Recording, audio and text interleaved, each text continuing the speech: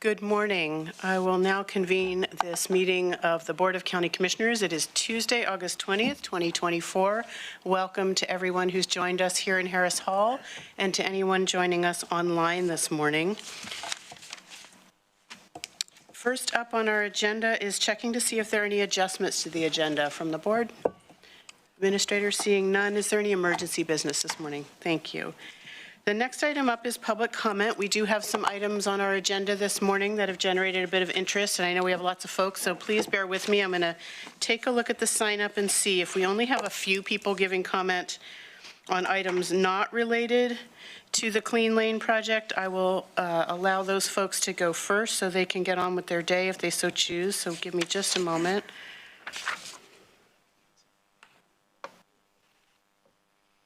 It looks like we have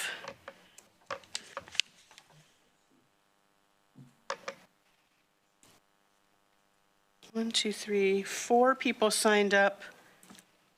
No, 5 people signed up on items unrelated to Clean Lane, and then over 30 in Harris Hall and some online who wish to speak to the Clean Lane or IMRF project. So I'm going to go ahead and just looking at how these sheets are numbered. So what I'm going to do is the first folks who will speak, and in this order, and I'll say the names again as it's your turn, and the next person so you can be ready. But just so you know, will be David Eigel, who will be followed by Sylvia Ronning. Although Sylvia Ronning, it just says info and noise. Is that related to Clean Lane or the IMRF or something else? It is related to the IMRF project? Is that what you're saying? Okay, thank you. Then that will wait. That will wait until it's time on that item. So then David Eigel, Sonia Carlson, and Mark Cosby, David Eigel, Sonia Carlson, and David Day will be the first 4 to give public comment. Then I will check to see if there's anyone online who wishes to speak to a topic not related to the IMRF for Clean Lane, and then we will come back and do IMRF Clean Lane public comment. Again, today, because of the number of people signed up and so that we can keep to our schedule, we will ask folks to limit their comments to 2 minutes, please. So Tanya, if you would bring a clock up for us, I would first welcome Mark Cosby to the podium, who will be followed by David Eigel.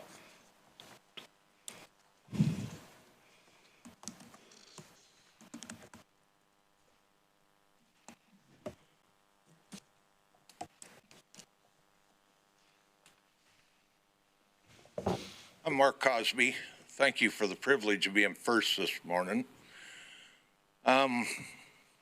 63-year resident of Lane County, and I'm watching unbelievable stuff. So I put down history for my topic. Pat Farr remembers when Lane County paid $20,000 to clean up the lawn around here for people that were pooping in the bushes. And they wore rubber insulated boots and everything was duct tape, and they had a shovel to go clean up a diaper. And yeah, I've went around with the city of Eugene over this. And we talked about all the sanitation issues. And I watched the city of Eugene pressure wash the structures, the parking structures. First time in 48 years, because I called downtown a cesspool. The city took their homeless and shoved them out in the rural areas. And now the city of Cottage Grove is moving them into a dog park. You can't make this stuff up. The government, the state gave millions of dollars for this for the homeless project. And to get these people revitalized, I don't see anybody being revitalized, putting them in a dog park, sanitary conditions. What are we doing? Needle exchange for dog poo? I mean, seriously, I have to laugh. This is perverse. The citizens deserve better with their money than to go to nonprofits not to serve the citizens. Thank you for your public comment. Next up was David Eigel, who will be followed by Sonia Carlson. I'm appalled by what I've seen recently in terms of the what's come out of many government officials on the disgraceful smearing of the people of this community in terms of the North Bank, Ferry Street Bridge community. The history that's been presented is completely fraudulent. There was a national housing crisis. Some individuals were allowed, a racially mixed group was allowed to live there. And then when the bridge was built, they had to move. The area was a cesspool of ugliness, of alcoholism, of being flooded out, disease. In 1949, they were flooded out before the thing was taken down. Had they been there later in the year, they would have been flooded out again. The mayor of Eugene helped arrange for their evacuation and housing for them. This story about all these racist people and this fake history about we had statutes that prevented black people from living here. Eugene was a sundown town. I mean, really, it just falls apart upon the most basic analysis. The Mims got their home, for example, in the 40s. Did the police come at 5 or so every afternoon and say, sun's going down, you have to move out, but you can come back in the morning? It's just nutty, the stuff that's being put out, and you have no business supporting this kind of stuff. It's really ridiculous. Wiley Griffiths was here. When he died in 1913, he had been a resident for over 20 years. He owned his own home. This stuff, it just goes on and on and on. And I challenge anybody here to come up with these ordinances that said in Eugene, that blacks couldn't live here. They didn't exist. Mabel Bird lived here when 1917, 1919, when she was a student at the University of Oregon. This stuff is just ridiculous. Thank you. Thank you for your public comment. And again, my apologies, trying to juggle a lot. There's a lot of acronyms, and it looks to me as if Sonia Carlson and David Day are both wishing to speak to, looks like they just abbreviated to Clean Lane Resource Recovery Facility. Is that right? I'm seeing Sonia. Yes, okay, thank you. In that case, appreciate your patience. We will keep you in the order in which you signed up. Tanya, could you please check with anyone registered online to give comment to see if they wish to present something to the board other than commentary on the Clean Lane or IMERF project? Yes, thank you. I see several people online. If you would like to give public comment other than on Clean Lane, can you please raise your virtual hand? If you're wanting to give public comment on Clean Lane, please lower your hand. I do see one person, two people wanting to give public comment on something other than Clean Lane. Would you like to go forward with those people, Chair? Yes, please. Okay. And just a reminder to online folks, we are limiting comment to 2 minutes this morning. Joe, I have allowed you to talk. Can you unmute your microphone? And can you confirm you're wanting to give comment on something other than the Clean Lane? Yeah, I'd like to talk about the monument. Oh, all right.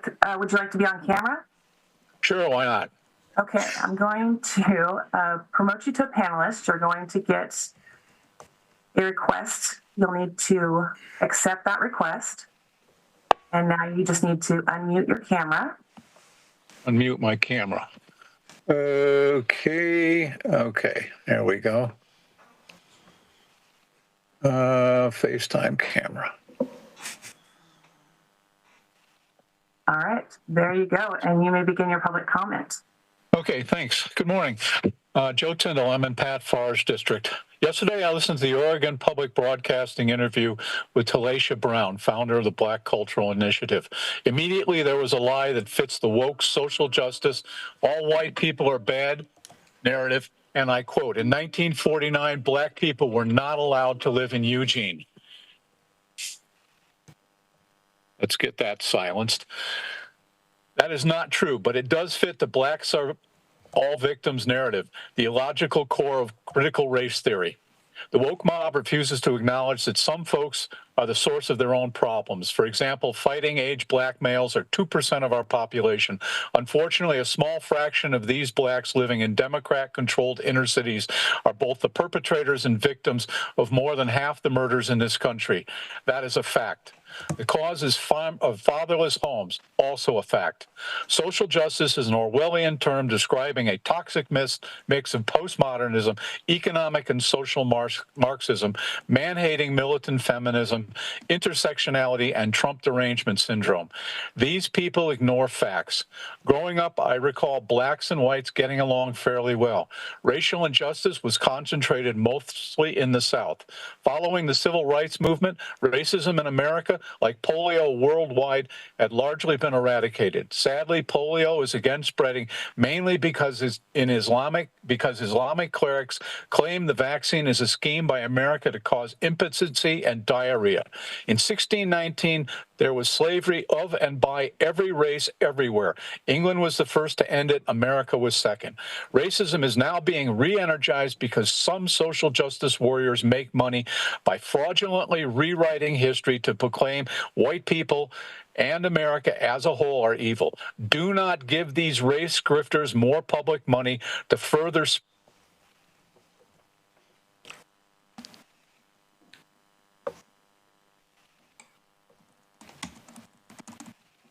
Tanya, did you say there was one other person signed up online for a?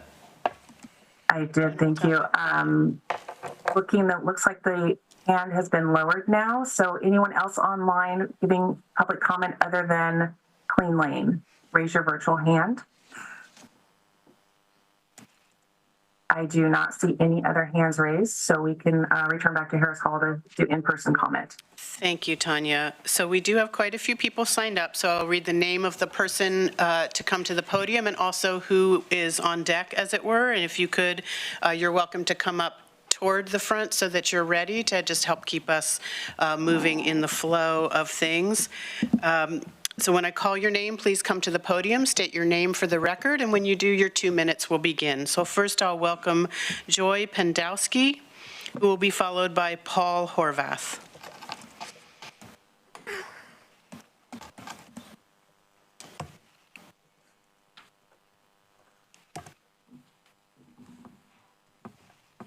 All right. Good morning, Chair Trieger and Commissioners. My name is Joy Pendowski. I live here in Eugene with my husband and 2 teenage children. I'm also a member of our business community, and I sit on the Local Government Affairs Council.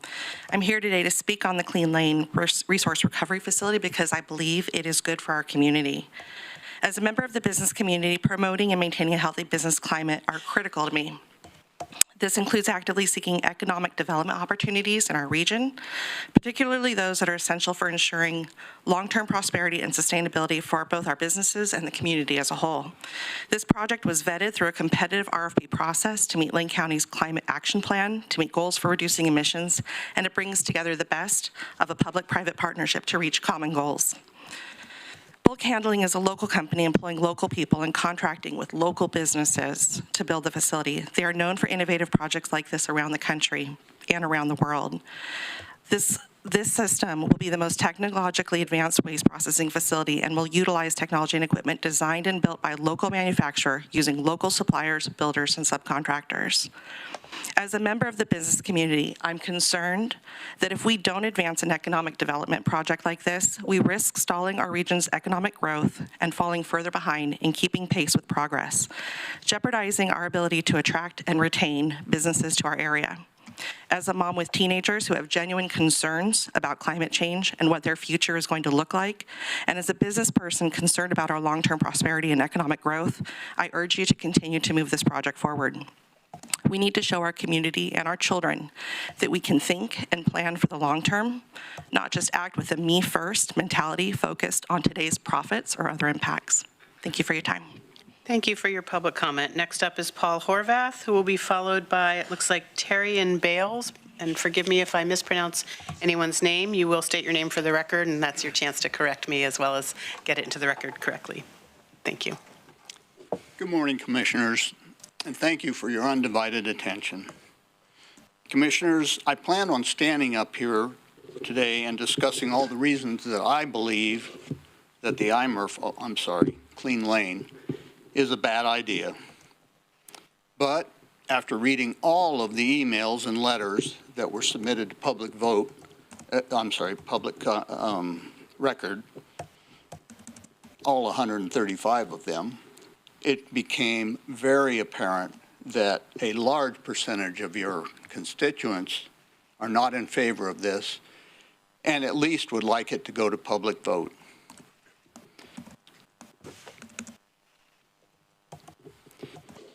This project is a large amount of money and puts a big burden on the citizens of Lane County. So commissioners, I ask you to reconsider this and pay attention to your constituents and vote accordingly. Thank you. Thank you for your public comment. Next up is Terry and Bales, who will be followed by Denon Rozzo. And again, the person who will be next is welcome to come near the front to minimize time queuing up. Brian, thank you. Good morning. I'm here in opposition to the IMRF. I've got a short letter I want to read. I've owned a private hauling company in Eugene and the surrounding county areas for the past 47 years. I find it very concerning that Lane County Solid Waste is still pushing the construction of the proposed IMRF. Let me outline my concerns. Recycled markets are volatile. I also owned an operation, McKinsey Recycling, for 18 years. McKinsey Recycling was a DEQ licensed material recovery facility located in Eugene.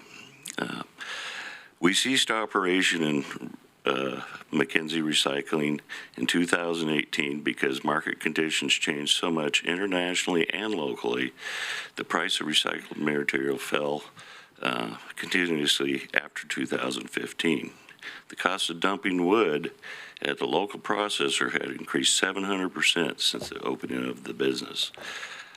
I believe the recycling markets are not as strong as bulk handling system claims.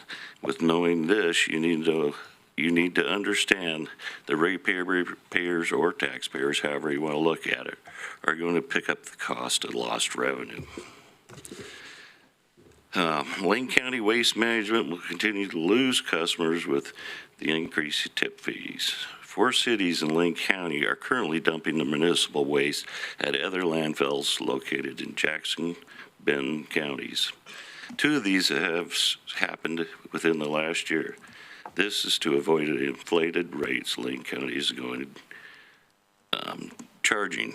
It was $91.32 in 2023, and it'll be $33.67 a ton in 2027, according to the last presentation. On top of this, a large increase from 2020 to 2022. Meanwhile, Coffin Butte is at $60 a ton, Waste Connections landfill, and Thank you for your public comment. all right, thank you. Next up is, it looks like Denon Rozzo. No? Oh, I think it might be. That was close, Chair. Followed by Chris Jar. Hello, I'm here in opposition of Clean Lane or IMRF. And for me, it's just, we got an election 3 months away. It's so convenient. I don't think a minority group of people should be deciding on a $170 or $150 million project. I think it should go to public vote. The people that are the risk bearers, if this project fails, cost overruns, et cetera, they should have a say in this. And I don't know how we got to a place where a minority group gets to decide on a project so grand. Projects this large are ripe for corruption, cost overruns, unforeseen events, and again, we're on the hook for it. If it goes through, what benefit do I see? I have the same trash hauler, I have the same utility company, and I pay a higher rate. And that's if everything goes as planned, which usually doesn't. So I'm in opposition to this Clean Lane IMRF, and thank you for your time. Thank you for your public comment. Next is Chris Jar, who will be followed by Rick Woodruff.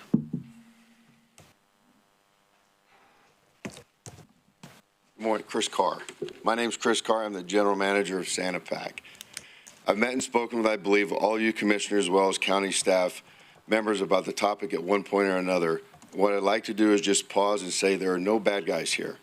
We all want to do the right thing. We want to plan for our children's future and want to protect our environment. We thank the commissioners and staff for their dedication to doing that. There's one thing we want to talk about today, and maybe it hasn't been discussed, and that is the idea of maintaining public trust in the recycling process. We started recycling in 1984. In fact, our first recycle driver is still with us today as a driver supervisor. I can tell you over time it has taken decades of continual daily education and encouragement to get Lane County where it is today, having one of, if not the highest recycling participation rates in the state. And my point is, maintaining public trust is a very fragile thing. People have to believe in the program. They have to believe in the decisions that they're making.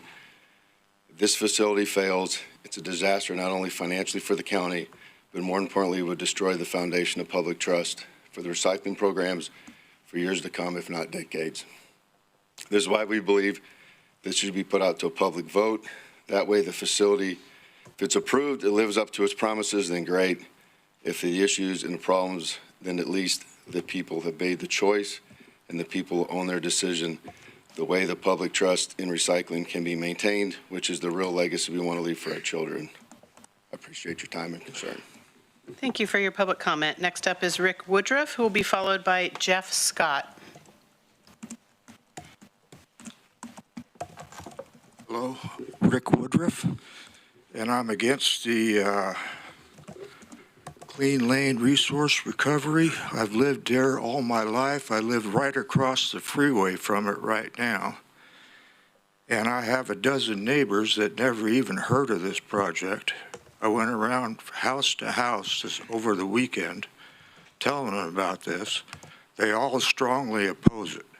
That's on Small Lane and East Peebles. This is on West Peebles Road. I live on East Peebles Road. That's going to waft smell into our neighborhoods and make it probably very unpleasant. I could smell the Lane County dump this morning when I left my house because when the wind's not blowing, it wafts around. But when the wind is blowing on a regular afternoon, it comes right up our road. And that isn't just a wetland there. I've seen water there a foot deep. And I've worked there at the beginning of West Peoples Road. And our building has flooded a foot deep there before too. And this Wild Hog Creek has no facilities.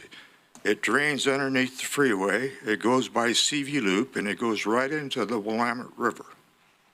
Whereas out on the Lane County landfill, all that infrastructure is already in place to clean that water, to generate that electricity.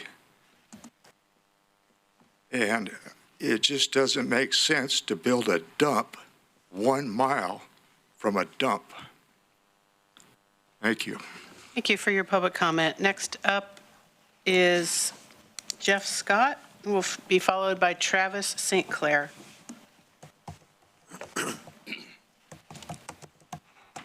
Morning. I'm Jeff Scott. I work at BHS. I've been there for 16 years, going on 17 years. I've been a fabricator for over 35 years. Obviously, we want this project. There's 200 of us that work there. 100 of them are on my side. I'm the shop foreman over there. My buddy Jesse, who's my boss, had to leave. His wife had to go to the doctor this morning, but we want this very much. I mean, this is a big job for us. It would be cool in our own county, because we build stuff that goes all over the world. And it would be cool to have it in our own county. We can see it, we can touch it, we can feel it, we can show our kids, we can show our families what we do for a living, which is really cool. I mean, it's really, really helping the environment. It is.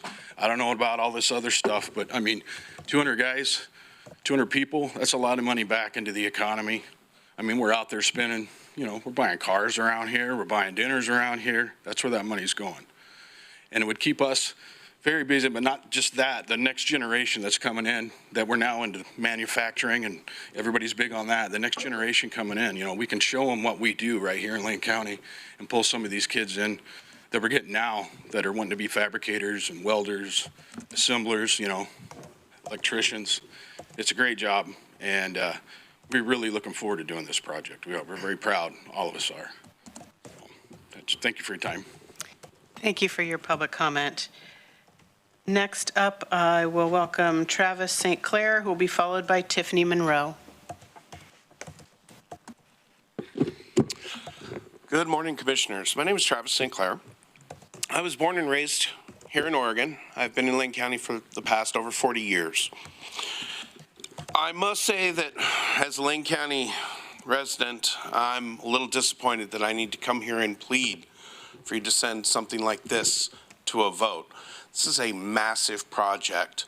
I don't feel that something of this size with this sort of an impact financially for us in the long term, whether it works out the way it's planned or not, is something that should be decided by a group of people that don't even agree amongst themselves with this project.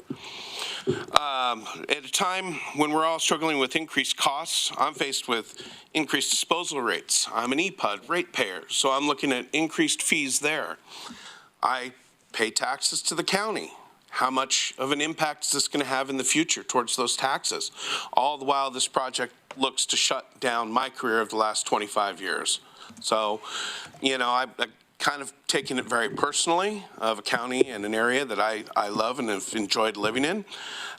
We really need to stop rushing through this, get the facts out, and let the facts talk to the people and let the people decide whether or not this is something that we need. And then we, from there, will all be responsible and let our voices be heard and send this to a vote. Thank you. Thank you for your public comment. Next up is Tiffany Monroe, who will be followed by Kim Arscott. Good morning, Chair Trieger, Vice Chair Lovell, and Commissioners. My name is Tiffany Monroe, and I am the Director of Business Advocacy at the Eugene Area Chamber of Commerce. Our mission is to promote a vibrant business climate and thriving economy. We believe that economic development can and should align with our environmental and climate goals, and this project exemplifies a balance.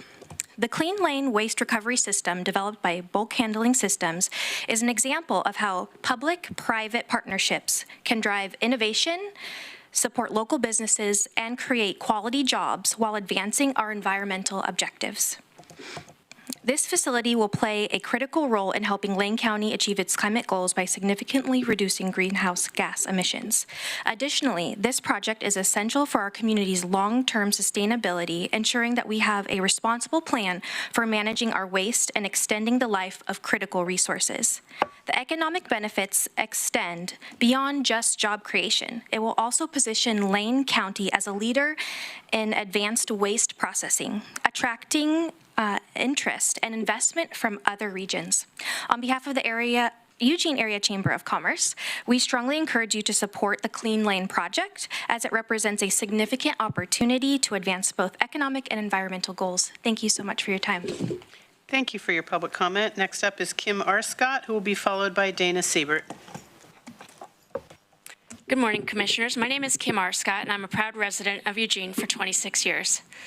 As the 2024 president of Eugene Realtors and co-chair for Eugene Greeters, I'm deeply invested in the success and sustainability of our community. As a business owner, I believe a healthy business climate and community well-being go hand in hand. Today, I speak to you as myself, Kim Arscott, a member of the business community, here to support the Clean Lane project. This project is crucial for our region's economic development and environmental sustainability. It was thoroughly vetted through a competitive RFP process and aligns with Lane County's Climate Action Plan to reduce greenhouse gas emissions. Beyond reducing our carbon footprint by 88,000 metric tons, equivalent to taking 20,000 cars off the road, the Clean Lane waste recovery system will create high-end, high-wage jobs, foster local innovation, and support business growth. The facility will be the most technologically advanced waste processing facility in the nation. It will extend the lifespan of the Short Mountain landfill by 20 years, significantly enhancing our community's waste management capabilities. Working in real estate, I see how extremely important jobs are to the success of our community. Construction of this facility will create 195 jobs with an additional 65 family wage jobs once operational. By serving areas beyond Lane County, the project will also bring external economic contributions to our local economy. I'm concerned that if we don't advance this project, we risk stalling our region's growth and missing out on crucial economic environmental benefits. I urge you to support the Clean Lane project and help us secure a sustainable future for our community. Thank you for your time. Thank you for your public comment. Next, I'll welcome Dana Siebert, who will be followed by Lisa Arkin. Good morning. Thank you for the opportunity to speak regarding the Clean Lane project. My name is Dana Siebert, Managing Director of Onward Eugene, which is the 501c3 arm of the Eugene Chamber, economic development focused.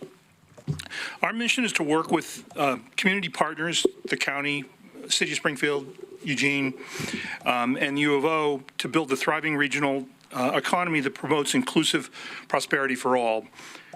We'll do that by helping existing businesses and recruiting new businesses that can foster innovation with the goal of creating high-paying jobs that support the investment in the values that are core to our community, whether that's education, the arts, outdoors.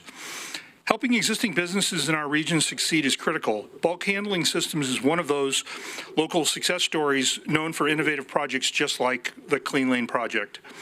They've built facilities in California, North Carolina, Alabama, Amsterdam, other parts of the world, and we're lucky to have a company like this in our community headquartered here, investing in family wage jobs and excellent projects like Clean Lane project. This project was initiated by the county several years ago, went out to bid. After extensive staff analysis, the decision was made to establish a public-private partnership with both bulk handling systems. The project has a number of ties into the county strategic plan, whether it's economic development, sustainability, Goshen redevelopment. And the fact that we're questioning moving ahead with this project sends a strong anti-business message to the business community, both existing businesses and businesses that we hope to bring to the region. We hope you would consider this this factor and the message that this decision would send as it relates to further economic development projects in the region. So thank you for your time today. Thank you for your public comment. Next up is Lisa Arkin, who will be followed by Martin Hopkins. You all are doing great at your winnowing your comments down. Appreciate it. Good morning, and thank you for allowing me to speak. My name is Lisa Arkin. I live in Eugene, and I'm here to urge your support for the Clean Lane Resource Recovery Facility. By supporting this facility, we'll be able to keep pace and move ahead to embrace new waste management technology. I want to give you a comparison. Many folks have spoken to the benefits of this project, but in comparison, right up I-5 from us, we have Short Mountain Landfill owned by Republic Services. They are currently initiating a massive land use application to expand their landfill at the cost of millions of dollars onto agricultural land, and they will only gain an additional 6 years by their own figures with this massive expansion, 6 years of additional use of their landfill space. In comparison, we're investing in modern technology and in the future to hold our current footprint another 20 years, saving land, wetlands, and all sorts of other natural resources. It's a great investment. In addition, it really puts our county in a position to fully comply with the upcoming Oregon Recycling Modernization Act, which will be going into effect soon, will be a model. And we'll have to comply anyway. So investing in this project would be such a benefit in that regard. So I urge you to support the Clean Lane project.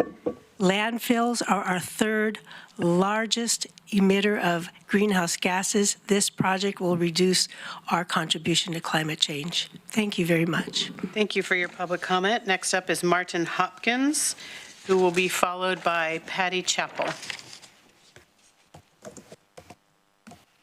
Hi, thank you for the opportunity. I'm Martin Hopkins, a 20-year resident of the city of Eugene up in the Santa Clara area.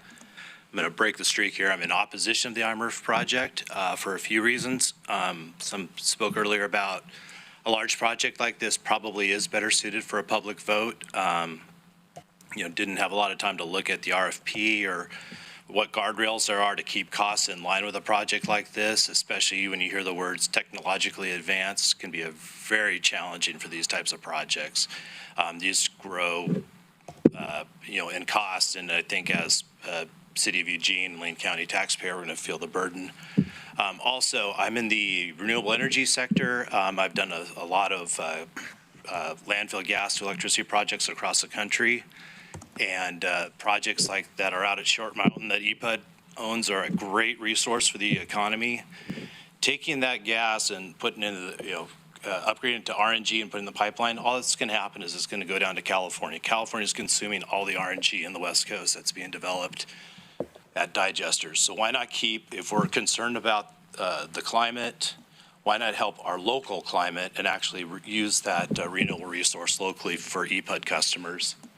And also, the benefit for us as taxpayers for our garbage rates and for EPUD customers. I'm not an EPUD customer, but what's the benefit for them?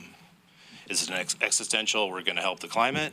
What is it really doing for them to increase their rates, both for garbage collection and electricity, for the same service? There's no benefit for the local customers, taxpayers. So I encourage you to take a look at this. If you feel strongly about it, make the case to the public, put it out to vote. If this is a winning project, the public will vote for it. If it's not, they won't. Thank you for your time. Thank you for your public comment. Next up is Patty Chappell, who will be followed by Scott Simmons. Patty Chappell here. Well, top of the morning, commissioners. I was hoping I was not need to come back in and address you all personally once again. However, due to the agenda items, a strong response is required. First off, it is with great dismay that I need to call out Dan Hurley specifically for passing the buck onto his staff and explaining why was EPUD left out of any of these negotiations. When asked, he said, "Oh, I don't know, must have been staff." That's not kosher. The project was first suggested, and EPUD should have been at the table with this, and we were not invited. It shows poor management and a lack of character to throw your staff under the bus like that. The responsibility for mistakes falls squarely on the shoulders of the department heads and ultimately you, the board. Secondly, the lack of transparency that has taken place and the enormous cost of this project, which is estimated now about $178 million. That's $23 million in interest on the $35 million you're hoping to borrow for this project. The people of Lane County deserve better than this. A split decision of 3-2 is too close. The people of Lane County should be allowed to vote on something so incredibly costly, a project that will unfairly impact 40,000 rural constituents in the EPUD utility district and the entire population of Lane County folks who have their trash collected by independent, family-owned garbage collectors. I passionately urge you to slow down on this trajectory, and if you can't get it on the November ballot, put it on the May ballot for the voters of Lane County to look at. You're supposed to be working for the good of all the people, and you have to let their voices be heard. Slowing down does not kill the project. It rather allows for more discussion, and I would hope that Lane County comes back to the table to look at doing a project at Short Mountain with your longtime partner, EPUD. Thank you for your public comment. We've been working together 40 years. Don't break up with me this way. Next up is Scott Simmons, who will be followed by Keith Baskett. Good morning. Thank you for the opportunity to voice my concern about the Immer project. As an ex-purchasing manager for one of the divisions for a multi-billion-dollar corporation. I'm all about cost analysis benefits. And I, for one, have read the communications from Apex, EPUD, and your reply to those comments of what they've challenged. And basically, my comments are, I would like to see a better cost analysis in print on a public ballot that everybody might take a good close look at it. So I recommend that we put this off, or I should say, you put this off to a vote for the public. Thank you. Thank you for your public comment. Next up is Keith Baskett, who will be followed by Janet Lovelace. Good morning. I know you want to hear me talk about land use, but I want to jump to IMRF. I want to jump to IMRF instead today. I was just a little confused because I wasn't sure we were debating about the project itself, but more so about the vote. I should keep this real short so many people can speak. A couple of real important points. The price keeps rising. It's now $178 million, which was a little bit of a shock to me. By the time it's said and done, I'm sure it'll be pushing well over $200 million. BHS, with its money and the Inflation Reduction Act misnomer money, make it well within the range, well over $50 million, to bring it to the voters by assuming they want you to break the bank without asking them. I don't think that should happen. Last point real quick is to make sure that these thousands of constituents around this area that all lived there for years, will now have an open garbage dump with stockpiles and conveyor belts pushing, because that's what BHS model is. It'll all be open. And it's, if you read through their model and look exactly what they've been doing, it sounds pretty neat, and it probably works okay, but they've had several problems in the past with their facilities so far. And it's all open. It's huge stockpiles for sorting and conveyor belts instead of being put in the ground. I'm sure all the people in that area will love the smell. And matter of fact, there was something similar to that up in South Seattle about 30 years ago when I was there, and it got jammed through, and there was no vote on it, and the commissioner got tossed out on their rear on the next election. Thank you for your public comment. Next is Janet Lovelace, who will be followed by Susan, looks like Cozio. Good morning, Commissioners. My name is Janet Lovelace. I live on Matthews Road in Eugene, near Pleasant Hill, and I am a voting citizen of this county. There's been a lot of excellent comment before me. A lot of it's already been said that I was going to say, but I'm going to go ahead and try to highlight real quickly. I first want to say that I am against the IMRF project. I should clarify, I'm not against it. I'm against not having the voters speak. This is huge. This is a whopping amount of money. We don't have it. As I'm speaking as myself, I don't have 178 mil to put forth on this, but I do believe that it needs to go to the vote of the public. It's very important. We've got a mixed bag here within your own commissioner board. That tells me already there's people on the board that's saying, I'm sure all of you can agree that this needs to go to the vote of Lane County citizens. We're the ones that will be on board for the dollars. And I can guarantee you those dollars will increase. It's just the way, I'm sorry, government operates. That's the way things work. Another concern has really bothered me a lot about this, because I didn't want to come here today, to tell you the truth. It brings back some bad memories for me. But I have a major concern about that people in this county are unaware that this is happening. I did my own little personal poll. I know doesn't probably count for anything in your books, but it absolutely did to me. My family, my friends, and even when I'm out shopping, I've asked about this, and people they're not aware. So I ask you to please reconsider and put this to the vote. Thank you very much. Next up is Susan Cozio, followed by Kevin Flory. Hi. Okay, I'm not used to doing this. Never You're been doing here great. before. Just please state your name for the record, and then your Susan- timer will begin. Thank you. Susan Kojal. I've written in a few emails because I'm scared to death to do this. I'm concerned. I've listened to everybody. Great, good points, everyone. I'm opposed to this IMRF. It's an IMRF to me. I'm more concerned about the trust of the commissioners and people who have been elected to serve the community. There's been no transparency. I just found out about this like a few months ago, not too long ago. If I did not have garbage service, and plus we've been, bear with me, we've been kind of digging ourselves out of this storm. So I know this was passed in January, December, sorry. I'll get my dates here right eventually.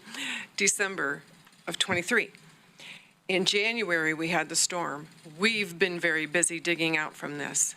There's a lot of people digging out from this, and financially, I'm not so sure that this is a good idea. Well, no, I know it's not a good idea, but the lack of trust in, you guys are leaders. You guys are our leaders, and I don't come from the school. I don't have the schooling and the education that I heard most people here talk about. They sound very educated. I don't have that, but one thing I can tell you is my background, where I come from. I've seen pollution. You guys have got my emails. What I'm more worried about is trust in my officials who are elected to care about the people. Bring transparency, bring this to the forefront on the table so the people, bring it to a vote so the people can choose. I don't believe 5 people have the right to rule over Lane County. That's probably one of the main things. The current garbage crisis to me is not, I got 2 minutes. It's actually the trash outside. I'm more worried about that. Thank you. I don't have very much. Thank you for your public comment. Thank you. Next up is Kevin Flory, who will be followed by Kurt Offenbacher. My name is Kevin Flory. I'm on the board of directors, Pleasant Hill Goshen Fire Department. I'm familiar with the way the county commissioners operate. We went through literally challenge after challenge after challenge the last 3 years, trying to build a fire station in Pleasant Hill. And I ran into the same problem, a lack of transparency. Our constituents, they didn't know what was going on. They didn't trust the fire department because there were detractors that said, no, they're just in to grab your money. We knew that we could not operate without raising our tax rate in Pleasant Hill. And we were told you can't do that. It's a set in stone. We researched, we found, yes, you can. So when the county said, well, we can't put your request for a vote on the ballot, you say, well, we don't know enough about it. So you guys said, well, you have to put that off. So while you guys put that off for from November to May, we went out and we knocked on doors and we sat down and we had coffee. We informed the people of everything that was going on. We were transparent. We answered questions. I personally spent months talking to people in Pleasant Hill, Goshen, and they were very, very thankful.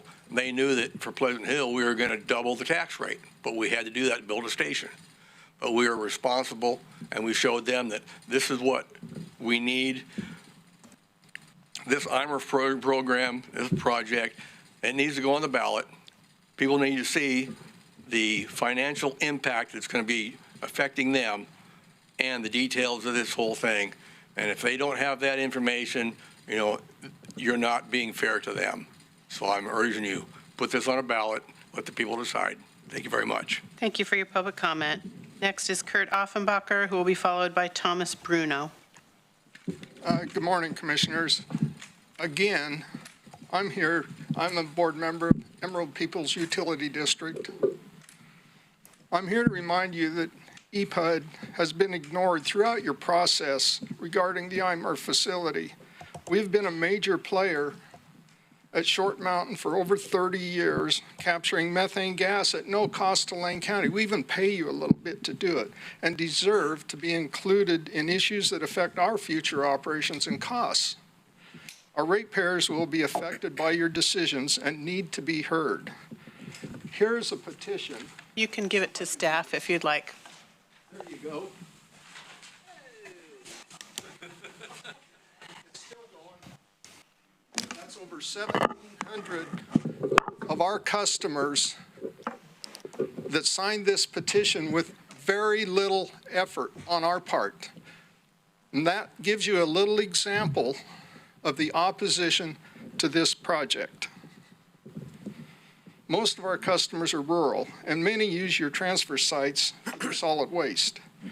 They will not only pay higher power rates and garbage rates, but receive no benefit from IMRF, as Lane County trucks will not go to the IMRF, but straight to the landfill.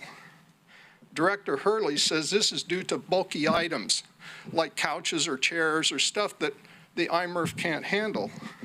That's not true. The real reason is if Lane County trucks go to IMRF, they have to pay the rates. They're going to go right to the landfill. By the way, Lane County cost is not $35 million, it's $58 million. And also, bulk handling is not spending $100 million. They've already been approved for $34 million public money to offset their costs. That's the big push for December. You got to get that free money. We ask you to have the courage to step back and send the project to the people. Thank you for your public comment. Next up is Thomas Bruno, who will be followed by George Devine. I leave this or pick it up? I say leave it. But where I go, it wouldn't go to the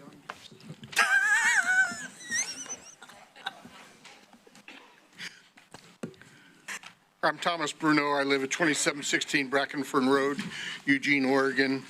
I'm here to speak about the IMRF project and the contract specifications.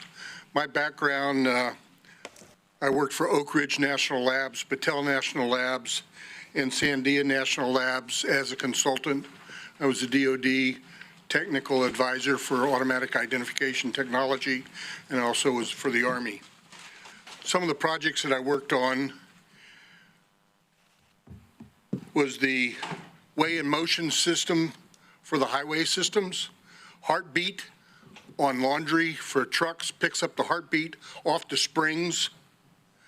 I've got a lot of engineering background, and my objection to this IMF project is the engineering has not been done.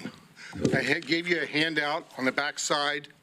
I challenge the commissioners to go through and list what you're going to return on investment. And you've got some technical stuff. I worked with Mohawk Carpeting, putting in microelectronic mechanical systems. So do you repair a part, replace the part before it breaks, or do you repair it after it breaks? So there's all sorts of costs, and I only have a limited amount of time. But Dr. Porter up at Oregon State, I helped him get his PhD at Pittsburgh.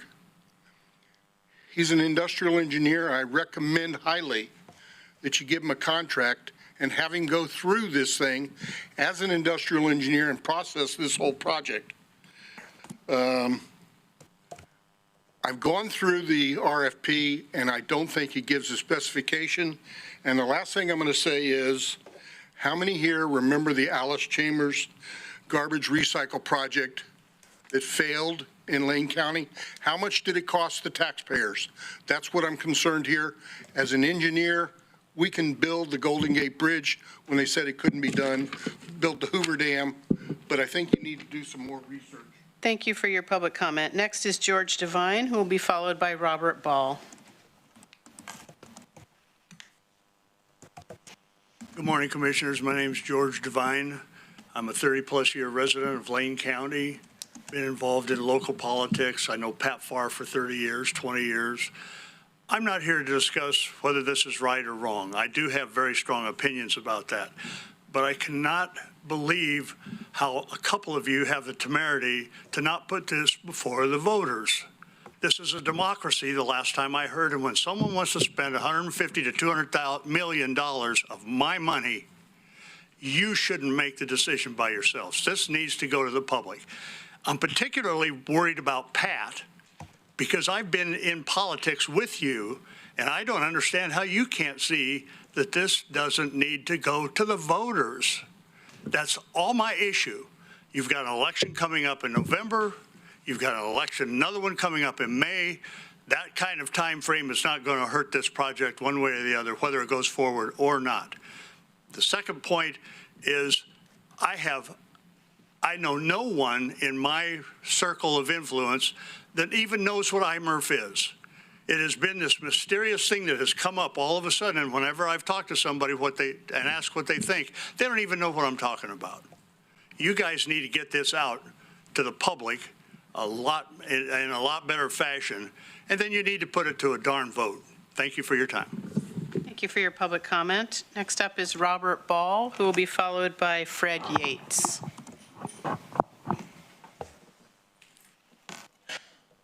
I'm Robert Ball. I'm a 34-year resident of Lane County.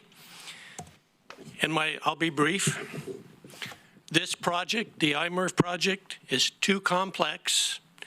It is too big. It is too expensive. And this needs to be sent to Lane County voters to weigh the pros and cons and then make a decision. I applaud Commissioner Senega and Lovell for their decisions to oppose this project. Thank you. Thank you for your public comment. Next up is Fred Yates, who will be followed by Tom Dietrich. Good morning, Commissioners. My name is Fred Yates. The sheer magnitude of the debt that you 5 commissioners are attempting to place on the entire population, 383,000 people in Lane County, for the next 20-plus years demands that be put before the citizens as a ballot measure. The original proposed cost of this project was touted at $150 million. Now, 9 months later, the cost has skyrocketed to $178 million, an increase of 20%. It's hard for me to comprehend how you, the county lawyer, staff, and BHS could miss the mark by such a wide margin. It forces me to wonder what other factors you could have missed and what is the real true cost. Rumor has it until last week, $24 million of interest expense from the $35 million bond issue was kept hidden. That $24 million goes a long way to explain the $28 million increase. For over 30 years, EPUD has operated the Short Mountain Power Plant. They did not come to you with their hands out. EPUD financed the entire project out of their pockets. Yet you've pursued the IMRF facility without EPUD's involvement, despite the county's long and productive relationship with the utility and a memorandum of understanding between the two entities. What are you hiding from EPUD and us? Speaking of hiding, why have you had closed-door meetings with BHS? What are we and the people not being told? Diverting waste from EPUD to IMRF would result in less methane gas for EPUD to capture and use to generate power. Reduced power generation would mean higher costs for EPUD, followed by higher electricity use for 21,000 EPUD customers. So not only will we be forced to pay for IMRF facility, we'll be forced to pay higher utility rates because of existence, a double hit on we the taxpayers. And I end with, it needs to be put before the people for a vote. You 5 do not have the right to do such an atrocious thing. Thank you. Thank you for your public comment. Next is Tom Dietrich, who will be followed by Tiffany Edwards. Good morning. My name is Tom Dietrich, and Get closer to the mic. okay, is that better? Yes. So I'm asking you to abandon this IMRF project.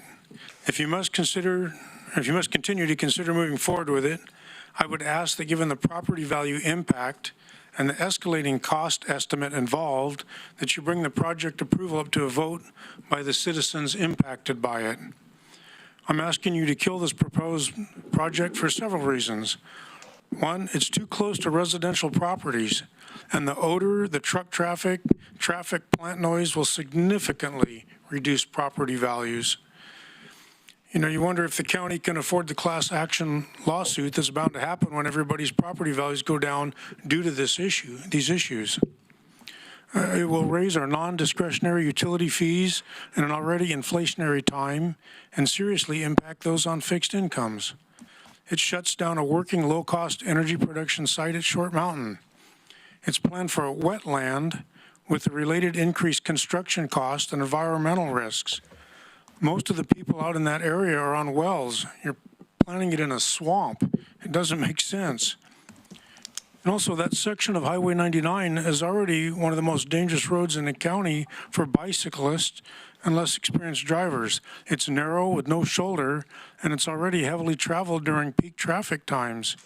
It really gets congested when I-5 has issues, and I can't imagine the impact of another 100,000 truckloads of trash on that road. The contract appears to be poorly thought out, unfinished, and open-ended. It doesn't seem fiscally responsible at this point. My understanding that this is the largest publicly funded project in Lane County government's history. Shouldn't this be put up to a vote by the citizens? Thank you for your time.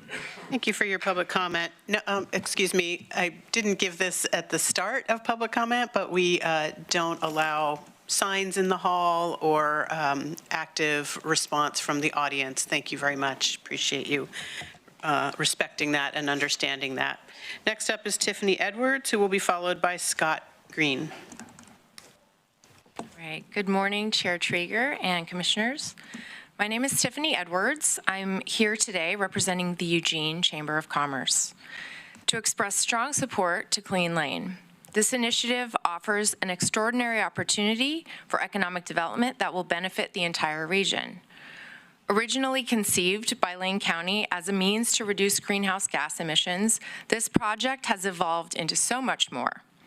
However, I'd like to direct my comments today at the suggestion to put this decision in the hands of Lane County voters. This project is years in the making, scoped by the county, who then put it out to RFP.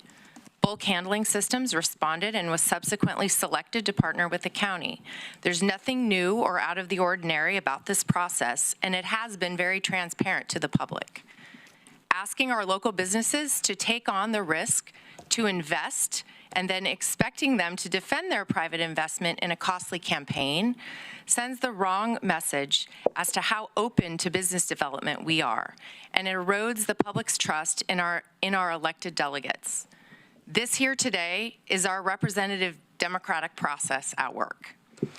Campaigns are expensive, time-consuming, and are too often use scare tactics and misinformation to engage a public that would prefer to trust their elected bodies in making these often technical decisions. There's nothing new about controversy or opposition to actions that come before this body. As our elected leaders, the public expects you to move forward and make these decisions.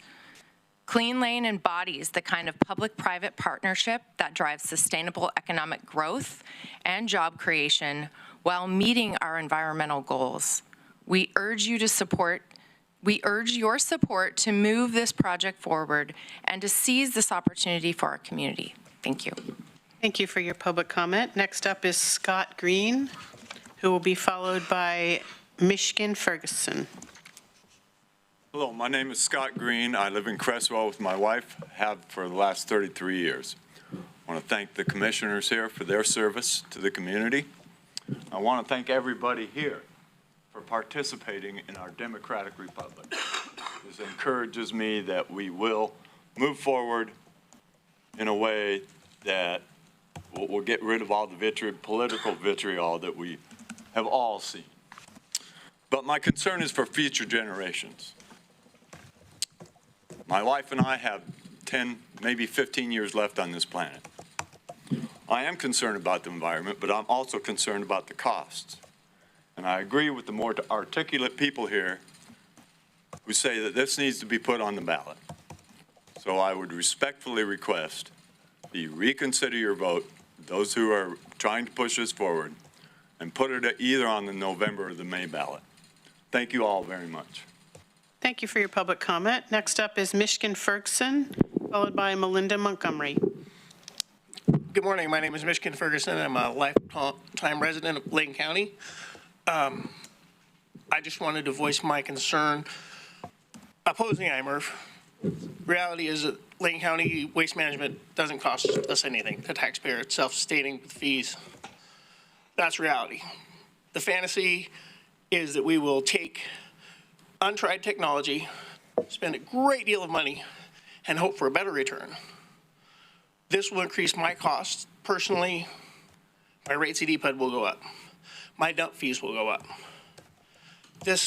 My taxes go up because now I have to pay for this experimental system, which is now, I believe, privately run, not by Lane County.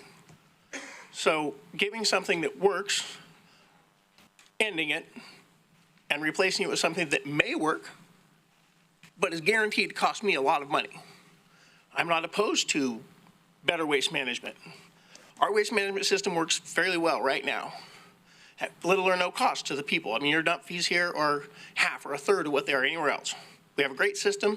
It works. You wish to dismantle it, give the profits to a private entity, and I will bear the brunt of that cost through taxes on my multiple houses and cost for hauling trash farther. I mean, 100 reasons why I oppose this, and we should just step back and think about what the actual cost to the average Lane County person is versus the no cost we have now. Thank you. Thank you for your public comment. Next up is Melinda Montgomery, who will be followed by John Roberts. Hello, I'm Melinda Montgomery. I'm a fifth-generation Oregonian living in Notai on our sustainably harvested timberland. Please stop going forward with this IMRF project. If you feel you have to go forward, at least put it to the ballot so the people can vote on it.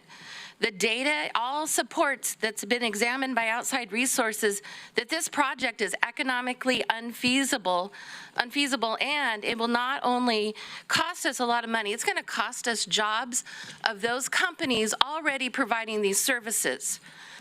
And it's going to put them at a disadvantage because they're going to be competing against bulk handling systems that's going to be sustained, or it's going to be underwritten by you, by the county, by us.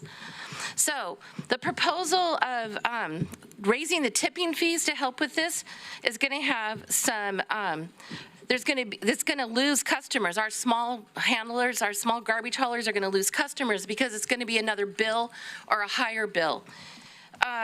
They're going to ecosystems, and the others are going to look to other people or other places to dump their garbage, which isn't going to be Lane County.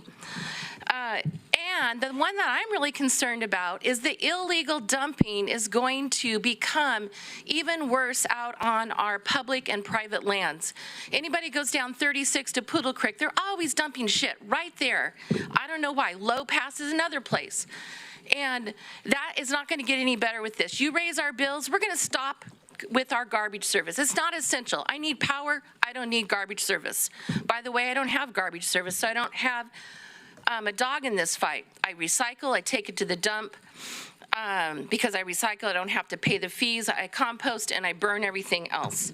So if this proposed facility runs at a loss, which ones they've had similar in other places, it does, that puts the county, we got to pay for the equipment.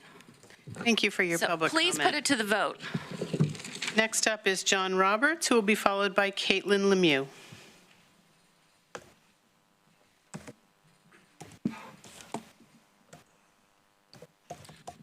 Good morning, Chair and Commissioners. I'm John Roberts. I'm a lifelong resident of Lane County. My brothers live here. I've got 3 children that live here. Single-handedly, I think we've taken 2 or 3 years off the lifetime of this Short Mountain landfill with the amount of garbage we produce. And for that reason, I support the IMRF project. This is a sound public investment that will extend the life of our really valuable resource in this community. I also want to just take a moment to respond to some of the suggestion we've had here today that we need to move to a public vote on this project. I've heard a lot of folks saying that this has been rushed. And so before this meeting, I went and double checked. The RFP for this is from April of 2022. We've been in this process just on the RFP side for 2 years. We've had climate action plans and discussion about this project for years before the RFP ever went out. We should not set a precedent where projects awarded through the standard RFP process suddenly get thrown to the ballot, it jeopardizes the process the county relies on to get its acquisitions, its new projects through. We need to move forward with this project and get this IMRF built. It's good for our community. It's a good use of public dollars. And bulk handling is likewise ready to put their money on the table as well. We can't afford more delay. We can't risk losing out on these federal tax credits that are available to support this project. It's time to move forward. Thank you. Thank you for your public comment. Next up is Caitlin Lemieux, who will be followed by Sylvia Ronning.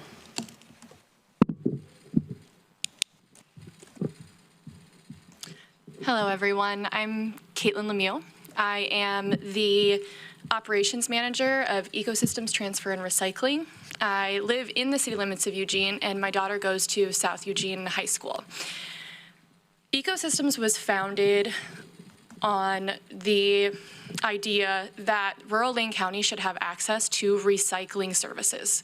We started in 2000, locally owned, family-operated business. We fear that the IMRF will actually prevent access to that service. The increases that us as a business has decided to absorb, first of all, and then try to reduce what we're passing on to our customers is huge in the last 10 years. I mean, I go back and I look at the tipping fees and the way that they've increased, and it is concerning. We help a population of people that is often forgot, I think, in these discussions. A population of people on a fixed income, population of people who do not have access to the resources that people in the city of Eugene have. And so with that being said, I urge you to allow them to vote on this. I understand the concerns with the RFP. I know that this has been going on for a couple of years, but how much of what's been discussed has actually been communicated to the general public in the last 2 years? But for the last 6 months, not very much of it. And so I think that's the concern, is that the transparency hasn't been made like public facing. So yeah, we just urge you to really think about that as we move forward and think about the people who don't have the opportunity or the means to be here today to even give testimony. Thank you. Thank you for your public comment. Next is Sylvia Ronning, who will be followed by Ron Davies.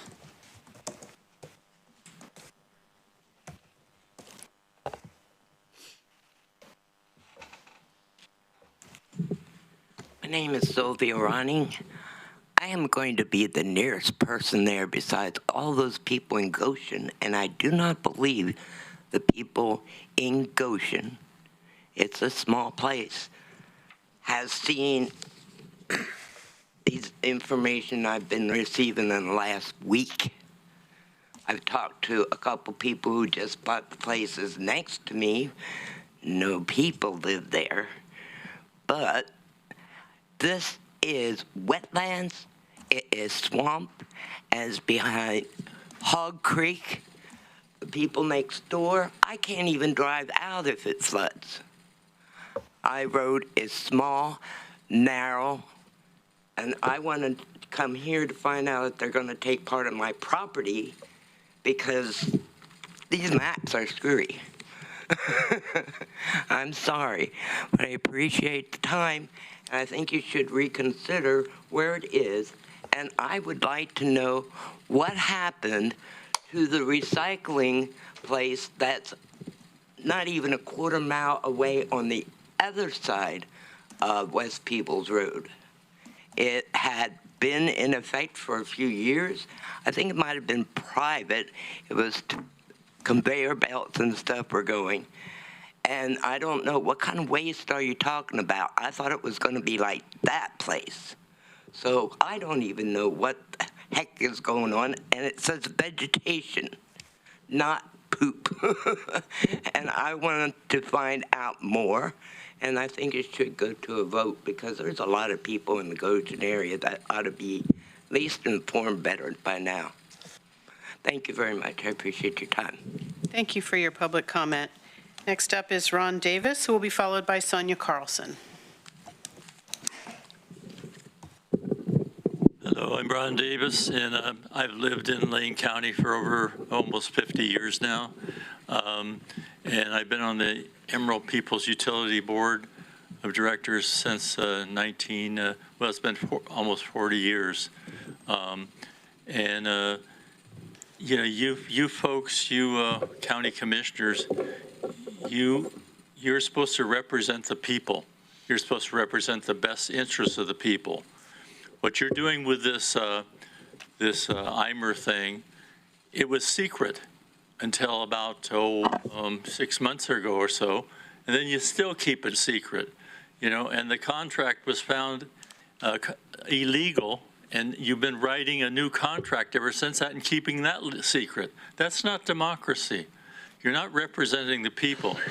And if you run this multi-million-dollar deal through that's going to affect us for decades after this, then that's going to be on your record, that you're going to have to, you know, be responsible for that, and we'll replace you with other people who will represent the best interests of the people. So you need to take a serious, you know, this is something that has not been proven. It's a experiment that you're doing, and it's actually finding out it's going to cost not just $150 million. That's a lot of money, last I checked, but it's gone up to 170-some million. So I would say the best thing for you to do to save the taxpayers even more money is just have one of you who voted for this thing vote against it, and let's get this thing out of the way, and let's move on to the more important issues, because we have a lot of things that need to have money spent on that we could be doing better than this. Thank you. Thank you for your public comment. Next up is Sonia Carlson, who will be followed by David Day.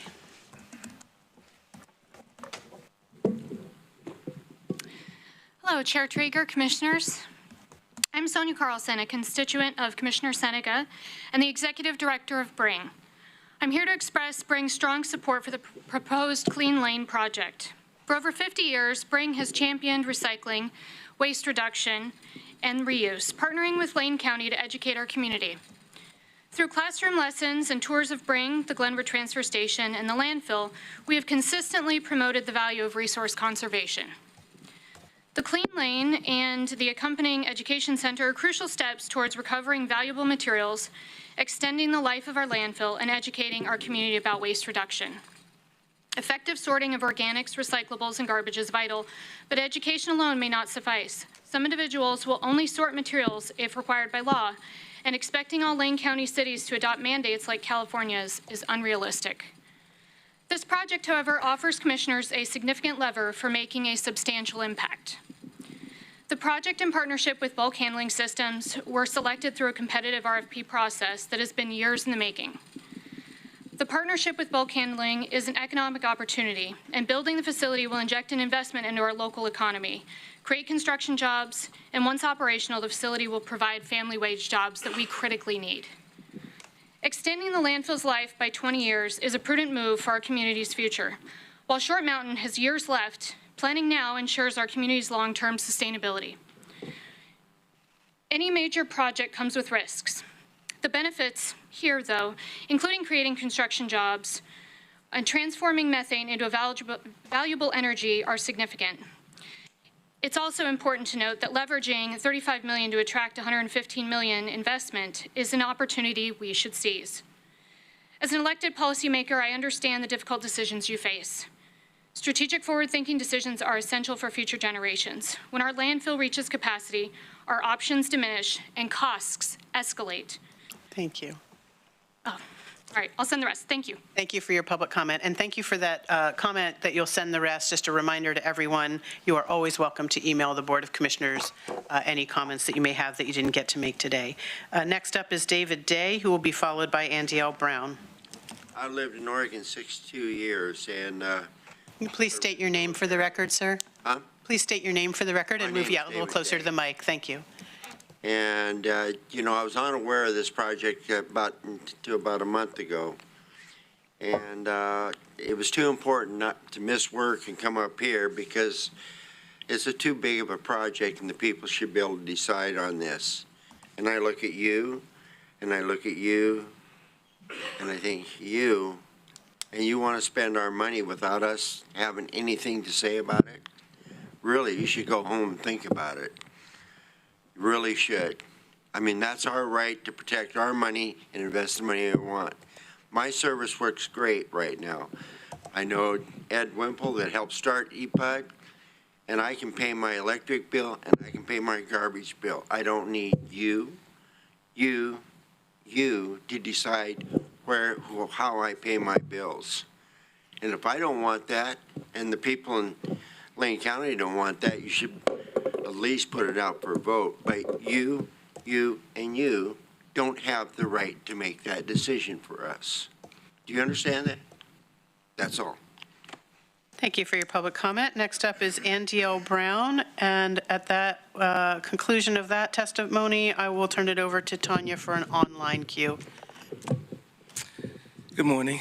My name is Andy L. Brown, educator, activist, data analyst. I am in Commissioner Farr's district, and I'm here to say that there have been a lot of testimonies today, and the fact that there are so many people who want you to consider not moving forward with this project shows that there's a clear lack of trust and transparency. It's very important for the people of Lane County to trust its commissioners and the decisions that they make. Without transparency, there'll never be trust. Without trust, we are a divided county. And with a project as large as this and with as much money that is on the line, there needs to be more of a more transparent process, not only with the RFP, but also in terms of the loan that's proposed. It's extremely problematic, I think, for this to be decided by a 3-2 vote. There was already a suggestion by someone put forward today that this be put to a May vote since it's too late to be put on the November ballot. And I'm not against the project per se, but I am against the lack of seemingly transparency and voting process. There's increasingly more and more eyes on this commission, and I think this is a perfect opportunity for you all to show your constituents that you hear them and that you value them.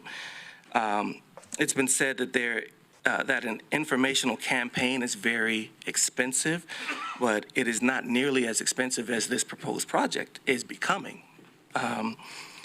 So my ask is that you please do not listen to the voice of a few businesses that stand to profit from this project over the voices of the people who it affects.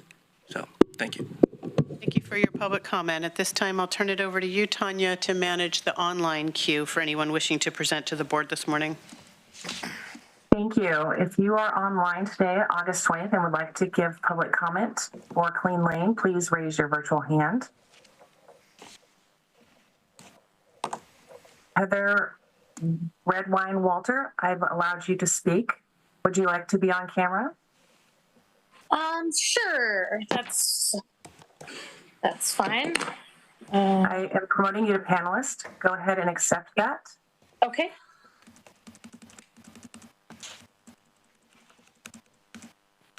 And then you can go ahead and unmute your camera. Okay, let's see. Start video. There you go. And then once you state your name, your timer will begin. Let's see. All right, can you hear me? Yes, we can. Okay, just checking. Okay, my name's Heather Redwine Walter. I am a EPUD customer for my home as well as the business that I run, so 2 different accounts. I oppose the IMERF Clean Lane project as it is at this time. I'd like to see perhaps just some rethinking of it in the location in a way that wouldn't affect the methane capture that EPUD is doing. Right now, as it stands, it looks like, we're going to have a substantial rise in our electric bill, as well as the garbage bill. and I presume a lot of taxes as well. If, I oppose the project as it is, I'd like to see it rethought.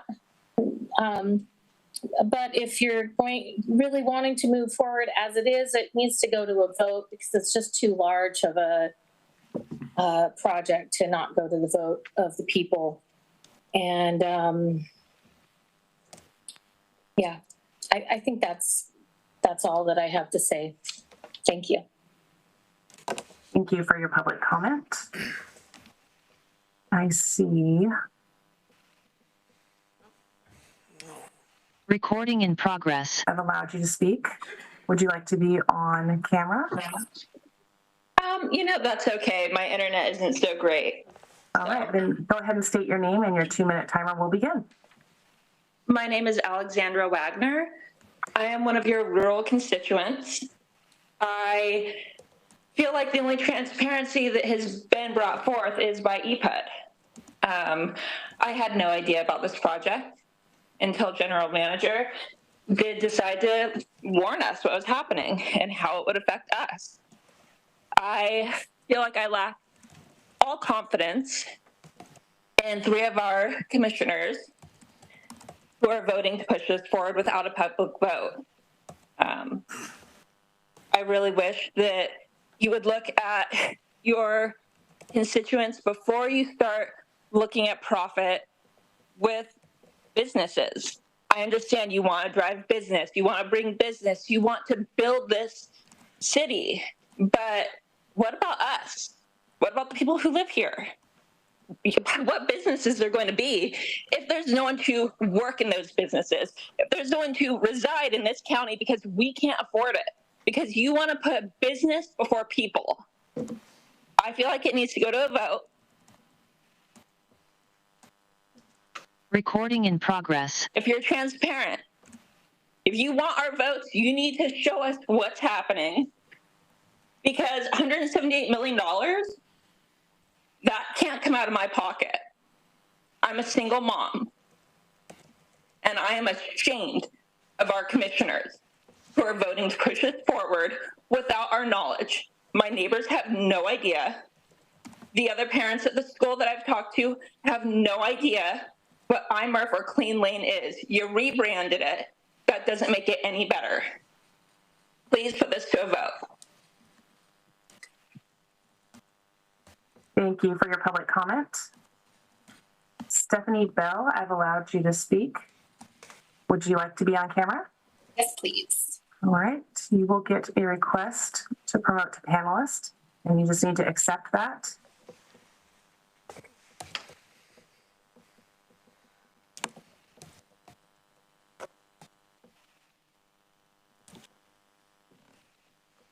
Did you receive the request? I wasn't unmuted. All right, and go ahead and unmute your camera.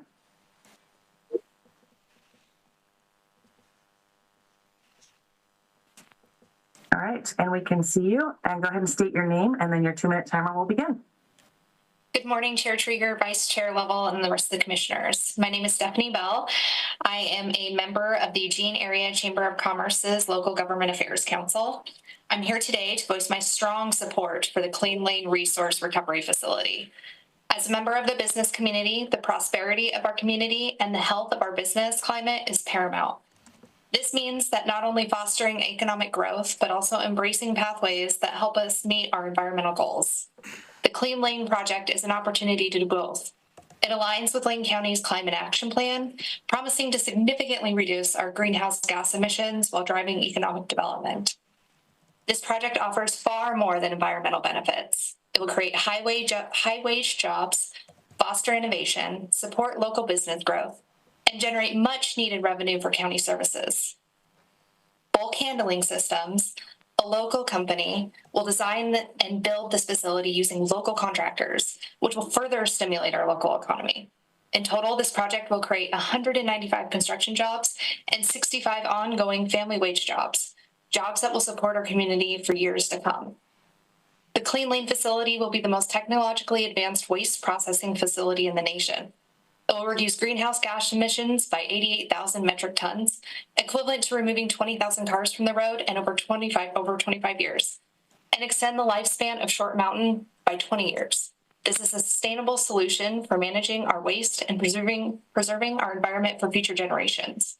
The Clean Lane project represents a forward-thinking approach to economic development and environmental stewardship. If we don't advance projects like this, we risk stalling our region's growth and missing out on opportunities to attract and retain businesses. Thank you for your time and consideration. I strongly urge you to support the Clean Lane Resource Recovery Facility for the benefit of our community, our environment, and our economy. Thank you for your public comment. Christine Miles, I've allowed you to talk. Would you like to be on camera? For sure.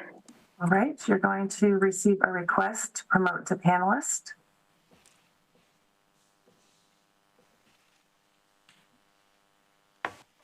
And looks like you should show up. Perfect. And once you state your name, your 2-minute timer will begin. Fantastic. My name is Christine Miles.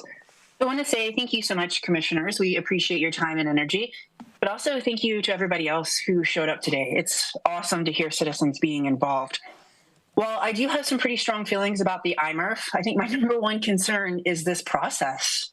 I am truly in opposition and honestly a little bit appalled of proceeding with any project this large without the vote and input from citizens. Why the hurry? Good leaders listen. We have to be able to trust you, and the fact that I didn't know about this, to echo a lot of other people's comments, until EPUD shared this with me. So the fact that my own county had no interest in telling me what was going to raise my taxes is disconcerting, to be completely honest. We have to be able to trust you. Capital items of this size, they require citizen oversight. That's part of your fiduciary duty. Even the RFP process has fiscal thresholds. So while we appreciate you vetting the RFP as part of your actual job, it's now up to us to decide how that money gets spent. You do the legwork, we do the deciding. Any concerns brought up today by businesses can be and should be resolved by citizens inside of a vote. We should be able to trust you. Be transparent, be open, and let us decide based on what you've found out inside of this. As a Lane County resident and an EPUD customer, I'll also echo the concerns of citizens that you neglected to include EPUD in these discussions. That's a negligent nod, to be honest, and it shows you're not thinking of this project holistically. If you're not thinking of this project holistically, why should you be able to shove millions of dollars worth of project down our throat, right? So thank you, Kyle. Thank you, EPUD, for your work and for your communication. Lane County, I expect the same from you. Thank you so much. Thank you for your public comment. And I show Mary Beckman, I've allowed you to talk. Would you like to be put on camera? Sure. All right, you will receive a request to promote to panelists. Go ahead and accept that.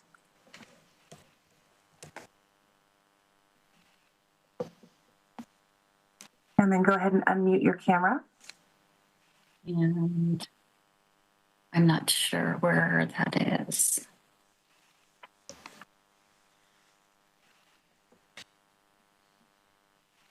Okay, how's that? Is that good? Yep, that is good. Go ahead and state your name and your 2-minute timer will begin. Thank you. My name is Mary Beckman and I live in the rural area of Cheshire. And I am not in favor of this project, as I had once commented at an earlier board meeting. It could create a financial hardship for many of the folks in the rural area due to the rate increases. The rural area and communities are left out on a regular basis when decisions like this are being made. And I want to thank my commissioner, Ryan, for continuing to look out for us. So with that said, I think a project this size should be voted on by the people that, well, it'll be affected by, and not a panel of 5 individuals. So I'm asking to please put this on the earliest ballot possible. Thank you. Thank you for your public comment. And I do not see any other virtual hands raised. I do see other attendees. One more call for public comment. Please raise your virtual hand. All right, I do not see any other virtual hands raised, so I will return it back to you, Chair. Thank you, Tanya. Appreciate that. I understand there may be a couple of people who arrived a little late still wishing to speak, and I need to assess whether we have time to take folks after the public comment period had begun based on our other business. How many folks, Cameron? Just 2. All right, then that's just fine. So if you got here after the sign-in sheets had been turned up to me at the dais but wish to address the board this morning on any topic, you have 2 minutes to do that. Please, Cameron, can you help folks in the order that they came in? Great. So please come to the podium, state your name for the record, and when you do, your 2 minutes will begin. Wait a minute for you to get the clock back up. I think the staff computer needs to be unmuted. Yep, Cameron's on his way to do that. Sorry, give us just a minute. Thank you.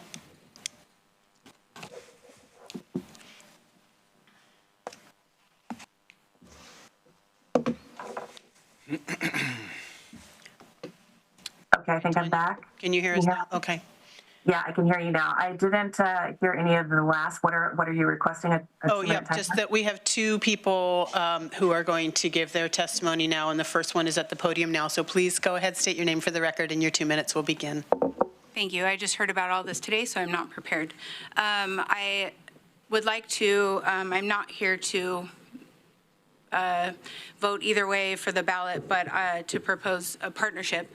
We have a product out of... Excuse me, what's your name, please? Kayla. Oh, I'm sorry. Kayla Malden. I'm a marketing manager for Grease Sweep out of Cottage Grove. Thank you. We have an oil absorbent that is not just an oil absorbent, but it is an all-natural, non-leaching, non-corrosive absorbent that could potentially help majority of the issues that we're having around Cresswell and with Lane County Public, or not Public Works, Waste Management. I did bring a flyer. I would like you guys to take it. We are manufactured out of Cottage Grove. It would help our economy, and it could also help a lot of these projects that people are having a lot of issues with. So anyway, that's what I have to say, but it is eco-friendly, and it is an all-natural, plant-based material. So thank you for your time. Thank you. You're welcome to leave materials on the table right there, and staff will make sure we get them, and you can also email us. Perfect. Thank you. And who's next, please, Cameron? Great. Good morning. Please state your name for the record, and your 2 minutes will begin. Hi, my name is Jim Chenoweth. I live in Goshen. How about now? How about now? Check. I live in Goshen, and we've kind of been hearing through the grapevine that this is coming down the pipe for some time. We understand about the land purchase and all of that stuff that's going on off of West Peebles Lane there. There's a lot of traffic in Goshen. You guys are approving a lot of business action in the Goshen area, and I haven't seen any kind of traffic forecasts of how you're going to handle these 1,000 trucks to be delivering garbage out to this IMER facility. It's already a bottleneck with no traffic lights on the on-ramp, on the off-ramp there in Goshen, Twin Buttes Road, CV Loop, Ricketts Road, First Street in Goshen, B Street in Goshen, C Street in Goshen, D Street in Goshen. How are those people that live there going to be able to access 99 South to get onto the main artery to travel to and from this? You guys, I would really oppose, first, I don't know, I didn't tell you guys I oppose this. I'm not for this IMERF thing. I think that the system that we have in place has been working pretty well for a long time. From what I've read, the landfill is expected to last till 2065. If we do the IMERF $155 million project, it's going to extend it by 20 years. 20 years, that's it. For $155 million, could we not expand the amount of land that we own to do the landfill services on for less than that cost, than $155 million? There's probably I come from San Jose, California, and there's probably 5 or 6 landfills in California, and those costs, they're all managed the same way we do. We have trucks, we have things that compress the garbage, it breaks down, when it builds up, they move over, build a new pit, and do the same process. That's Silicon Valley. the heart of technology. We're talking about trying to bring the heart of technology to Goshen, Oregon. That's going to be one of the top recycling centers in the nation, but with a high cost to the people that live here. So I'd really appreciate you guys bringing it to a vote to the public. Thank you for your time. Thank you for your public comment. That concludes the public comment portion of our meeting today. Thank you so much to everyone who came to testify in person, to folks who gave comment online. Again, just a reminder, you are always welcome to email the board. If you bring physical materials for the board, please leave them on the staff table and they'll make sure they get to us. We appreciate all of you being here. The next item on our agenda is commissioner response to public comment or other issues or remonstrance. And I will just note for folks, we have a brief item of business, and then we will adjourn for an executive session for about 20 minutes before coming back in to take up the two board orders before us. One is the contract update, and the other is a financing matter related to the project most of you spoke about. And then later this afternoon, we do have another item that is really a process item related to the project. So just for anyone that's wanting to stick around to listen, know that we'll be on about a 20-minute recess before we get to those items this morning. With that, I will turn it over to the board for any response to public comment or other remonstrance they wish to share this morning. Commissioner Buck. Thank you, Chair. And I know a lot of people are exiting, but I wanted to at least say thank you for everybody who took time to come out. I know some of you have never spoken to the board, never come here before, and sometimes it can be intimidating. But we really, really appreciate each and every one of you that have come out. We've gotten a lot of correspondence via email, sometimes, occasionally, some written letters. I read each and every one of them. There are a lot of issues at play when it comes to the Clean Lane project. I'm going to reserve most of my comments for those when we get to those on the agenda. But I at least want to extend my deep gratitude to each and every one of you that were willing to come out and speak today. Thank you.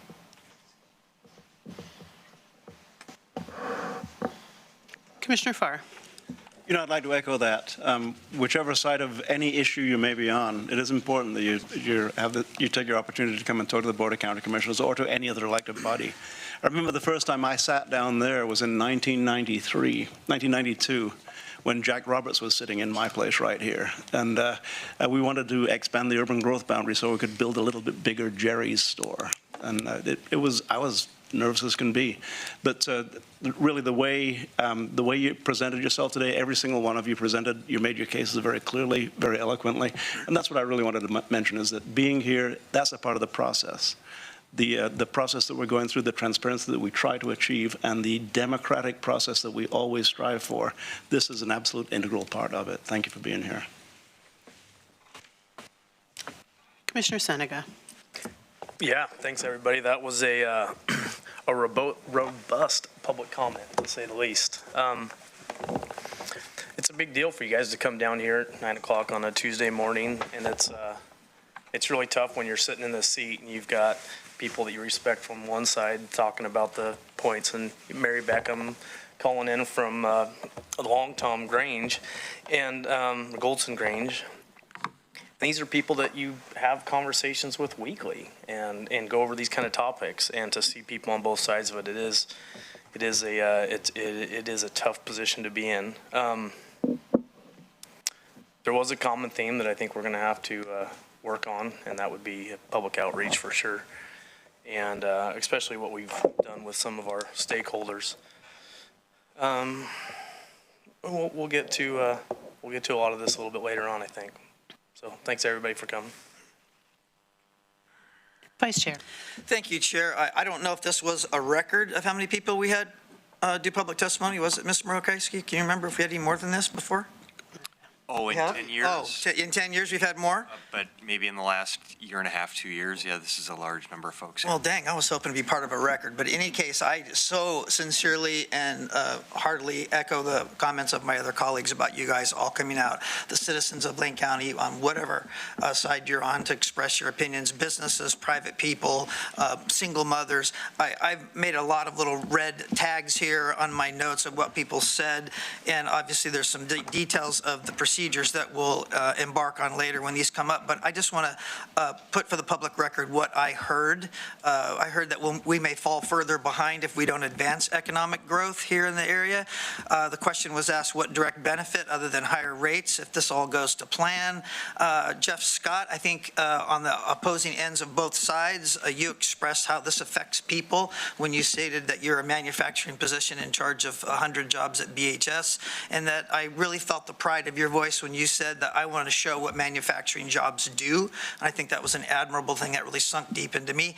Also, that let the facts talk to the people, and from there we'll all be responsible.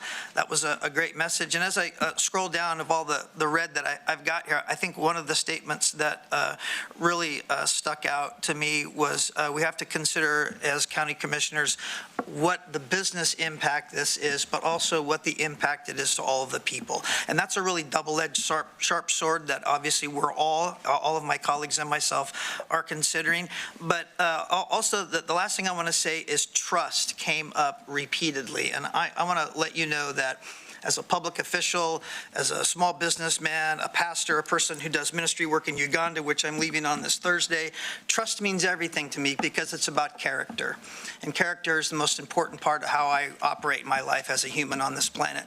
What I do with my character matters. And so I want to let you know, I believe that all of the people on this dais, regardless if you agree with them or not, that people operate out of their character. And I want to tell you that we're going to all operate out of the best character that we have, even if some of you may not agree, but I want to let you know I heard you loud and clear, and I look forward to the proceedings this afternoon. So thank you again very much.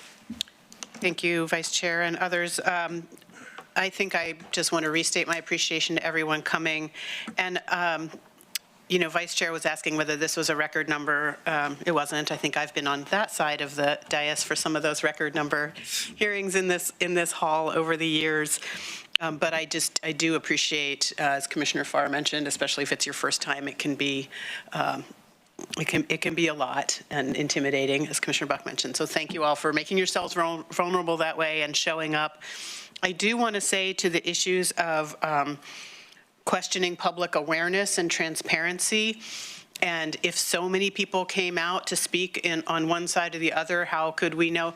I'm particularly speaking to those of you who testified today who are also elected officials. You know everyone doesn't agree about everything, and that our job is actually to filter far more information over a far longer trajectory of time than any individual constituent. That's what we're elected to do.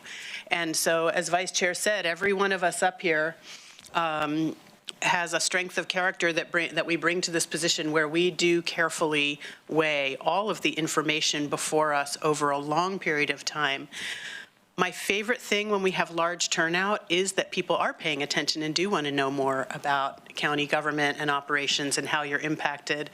And I only regret we don't have greater turnout more of the time on the breadth of issues that we address and the services that we deliver here at Lane County. This is but one, and it is not even the one with the highest price tag over time, in fact. So we take up a lot of business, and this is an important sample size, but and it feels like a lot of folks, but each one of us represents well over 75,000. So when you winnow it down to a percentage, it's a really important reference point, but that is our job, and we never, any one of us ever makes a decision that pleases every constituent we have, but we do all have a commitment to making responsible decisions. We will dig more into the details when we get to those items, but I do want to flag for folks who want to know more about this process and the entirety of it, is there is a page on our website. If you go to Lane County homepage and you put Clean Lane in the search bar, you will see a 2-page info sheet on the project. You will see links to every board packet, order that we've passed, recording of every meeting that we've held, minutes of those meetings. They are all available to you. That is transparency, and your part is to engage with that information to the best of your ability. I will also just flag for staff, like Vice Chair, I heard some themes, and so when you present at the right time on the various items before us about this project, some questions about protections to the county on the financial side, particularly if there are cost overruns, maybe a little more comment about stakeholder engagement. That seems to keep coming up as a theme, and there's some different understanding about what that process has entailed. Potential impacts on private property or surrounding homeowners, mitigation of smell and noise, that sort of thing, and the continuing role and use of Short Mountain alongside this facility, how they will work either complementary or in competition with one another. I think that's something a lot of folks aren't really understanding. And then the rates issue and how we compare with other counties and how we're in this situation that we're in, where that's how we're needing to cover the cost of the county's portion and for how long that will last, because that is not a permanent tax. That would have to go to voters, right? There's a time limit to that. So those are some of the themes I heard coming up that might be helpful for staff to address. Thank you. And then on a non-IMERF topic, Commissioner Farr usually points this out, but yeah, he can literally point it out. Farmers market across the street, support your local farmers. Speaking of economic development and good businesses right here in our own backyard. And with that, I will move us on in our agenda. The next item before us is our consent calendar. These are all items considered to be routine. All the materials that we review are available to you online, and they are all adopted with a single motion. So with that, I'll ask for a motion. Chair, I'd like to move approval and adoption of the consent calendar for Tuesday, August 20th, 2024. I'll second. Thank you. It's been moved by Vice Chair and seconded by Commissioner Buck to approve today's consent calendar. All those in favor, please signify with an aye. Aye. Motion carries 5-0. Thank you all. We do now have an executive session, and I will pull up the read-in for that. We will be in executive session for about 20 minutes, and then we'll come back here to Harris Hall for our remainder of our morning business. The Board of County Commissioners will now meet in executive session to consult with County Counsel regarding the legal rights and duties of a public body with regard to current litigation or litigation likely to be filed. This executive session is held pursuant to ORS 192.6602H, which allows the Board of Commissioners to meet in executive session for the purposes listed. Representatives of the news media and designated staff shall be allowed to attend the executive session. All other members of the audience are precluded from attending. Representatives of the news media are specifically directed not to report on any of the deliberations during the executive session except to state the general subject of the session as previously announced. Members of the news media are not allowed to tape, video record, or otherwise record an executive session. Verbatim notes are prohibited. No decisions will be made in executive session. We will come back out into public session after this executive session. It's now 10:55, and I'll say let's meet in the conference room at 11 sharp. Thank you.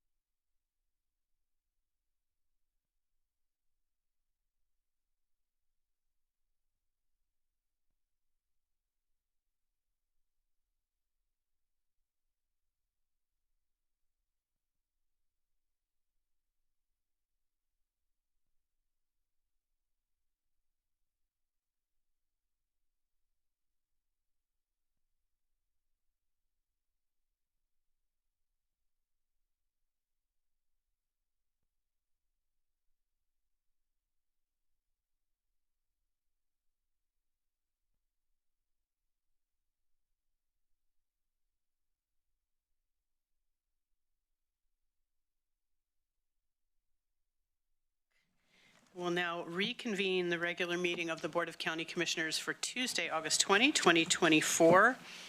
And we have before us 2 items from Public Works, each with an accompanying order, both related to the Clean Lane project. And so I will turn this over to our Public Works Director, Dan Hurley, and note that he is at the table with our Assistant County Counsel, Tiffany Johnson, if there are questions on the legal side, and of course, our administrator standing by for any questions or support needed there. Good morning, Director Hurley, welcome, and turn it over to you. Good morning, Commissioners. Thank you for your time this morning. So I'm here today to bring 3 items related to the Clean Lane Resource Recovery Facility forward. These items are to help move the project forward that was previously known as the IMRF, the Integrated Materials and Energy Recovery Facility that was approved by the board last December. And so these are some procedural things that we need to be able to move the project forward with the contract, with the financing, and then the contracting for construction. And there was a lot of public comment this morning, so I won't go into as much detail as I had planned to do this kind of an overview of the project, but I will try to give some overview for people that are joining late to the conversation. And for people that are joining late to the conversation, I appreciate that people didn't know about this project. We have made attempts to do that. I know I've done probably 5 TV interviews. It's been in the Register Guard a couple times. We've put it on our website. We've gone through a public process. And this has been ongoing for several years.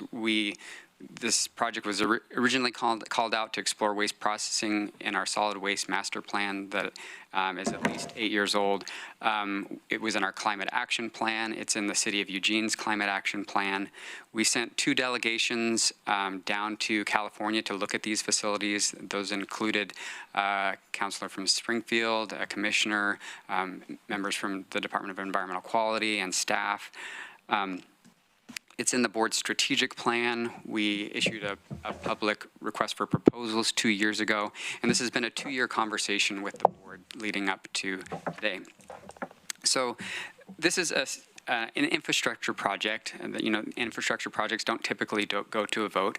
And what we're trying to do is to construct a state-of-the-art waste processing facility to recover materials that don't need to be landfilled. Currently, our materials coming into the landfill, the largest item is food waste, and that decomposes in the landfill and produces methane. People don't see the methane coming out of the landfill because it's colorless, odorless, but it's happening, and people can go on to carbonmapper.org and see a huge plume of methane coming from our landfill from satellite imagery. It's very interesting and sad that we should be doing more to prevent this, but the methane plumes around the state are all coming from landfills. They're a large contributor to greenhouse gases. They're 70 times more potent than carbon dioxide, and it's a big impact that we're trying to mitigate with this project. We're also trying to advance recycling in our community. Currently, most of our recyclables go north. Some stops at a material recovery facility in Salem, but the majority goes up to a material recovery facility up in Vancouver, Washington. And that's part of the opposition to this project. When the Modernization of Recycling Act goes into effect, that transportation cost will be paid if we don't have a local option. Also, the money that flows to the material recovery facility would be used to upgrade those material recovery facilities to the north of us. So there's a big corporate interest behind some of the opposition here that people should know about. There's a $5 billion corporation headquartered out of Texas that owns the largest waste hauling company here in our community and where the materials go for the material recovery facility. This project will also produce a useful product from the methane. It will go through a conversion process in what's called an anaerobic digester to produce renewable natural gas. So this will be a fully enclosed facility, unlike what we have at the landfill, where we have this sprawling acreage of open waste where it's decomposing. The current system, we've been in a cooperative project with the Emerald Peoples Utility District, EPUD, since 1991. They put in their first facilities, and that's been a terrific partnership in reducing the amount of methane escaping to the atmosphere over time. Unfortunately, 30 to 40% of the methane that's created in the landfill escapes to the atmosphere. And it's just the nature of that sort of a system. It's an inherently inefficient system compared to what we're looking at with this project with an anaerobic digester. And Sonia from Bring talked about the educational component of this project. We're excited about having an area in the facility where we can bring school groups to be able to look at the recycling equipment, be able to talk about waste reduction and the environmental attributes of this project. This is a great public-private partnership. Most of the investment is coming from a private entity. So we went through a RFP process to select bulk handling systems. They're setting up a project entity specifically for this, and that's part of one of the items we're talking about today. We have worked with them to be able to negotiate some better terms for the contract than when we started with this. We had a minimum 160,000 tons minimum. We've been able to negotiate where that could be a lower tonnage up to 120,000 tons, but it would be a higher rate. So bulk handling is bearing a lot of the risk on this project. They will be responsible for marketing the recycling component of that. So if they don't have recyclables coming into the facility, and we're not requiring haulers to bring their materials for recycling, we are going to require haulers to bring the garbage to this facility. Instead of coming to the landfill, it will need to go to this facility, which is only about a mile difference from the Short Mountain landfill up Highway 99. So that traffic is already going this direction. But the garbage will need to be processed so that we can pull out those recyclable materials, the food waste, and things that don't need to be landfilled so that we can extend the life of the landfill. So that's one of the key benefits of this, to extend the life of the landfill, improve recycling systems, reduce emissions from the landfill, the renewable natural gas, and then creating jobs. This is a big economic development project, and you heard about that quite a bit this morning in public testimony. Regarding landfill life, so currently we have this terrific resource that many communities don't have, of having a locally owned landfill that's publicly owned, and to have 70 years of life left on the project. This project will extend that by over 20 years. And this is a big point I want to make, is that 20 years of landfill space is worth over $330 million. That's a huge savings to Lane County over the life of this project. That we may not see it in our immediate lifespan, but our children and our grandchildren over the 90 years of the landfill life will be able to receive that benefit of not having to transport our waste hundreds of miles. This is in contrast to Coffin Butte that was mentioned earlier, that may be closing within 15 years in Douglas County. And this will defray the cost of future construction. A landfill cell, our last landfill cell, cost close to $20 million to construct. So if we can delay the cost of that, it's a benefit to the county.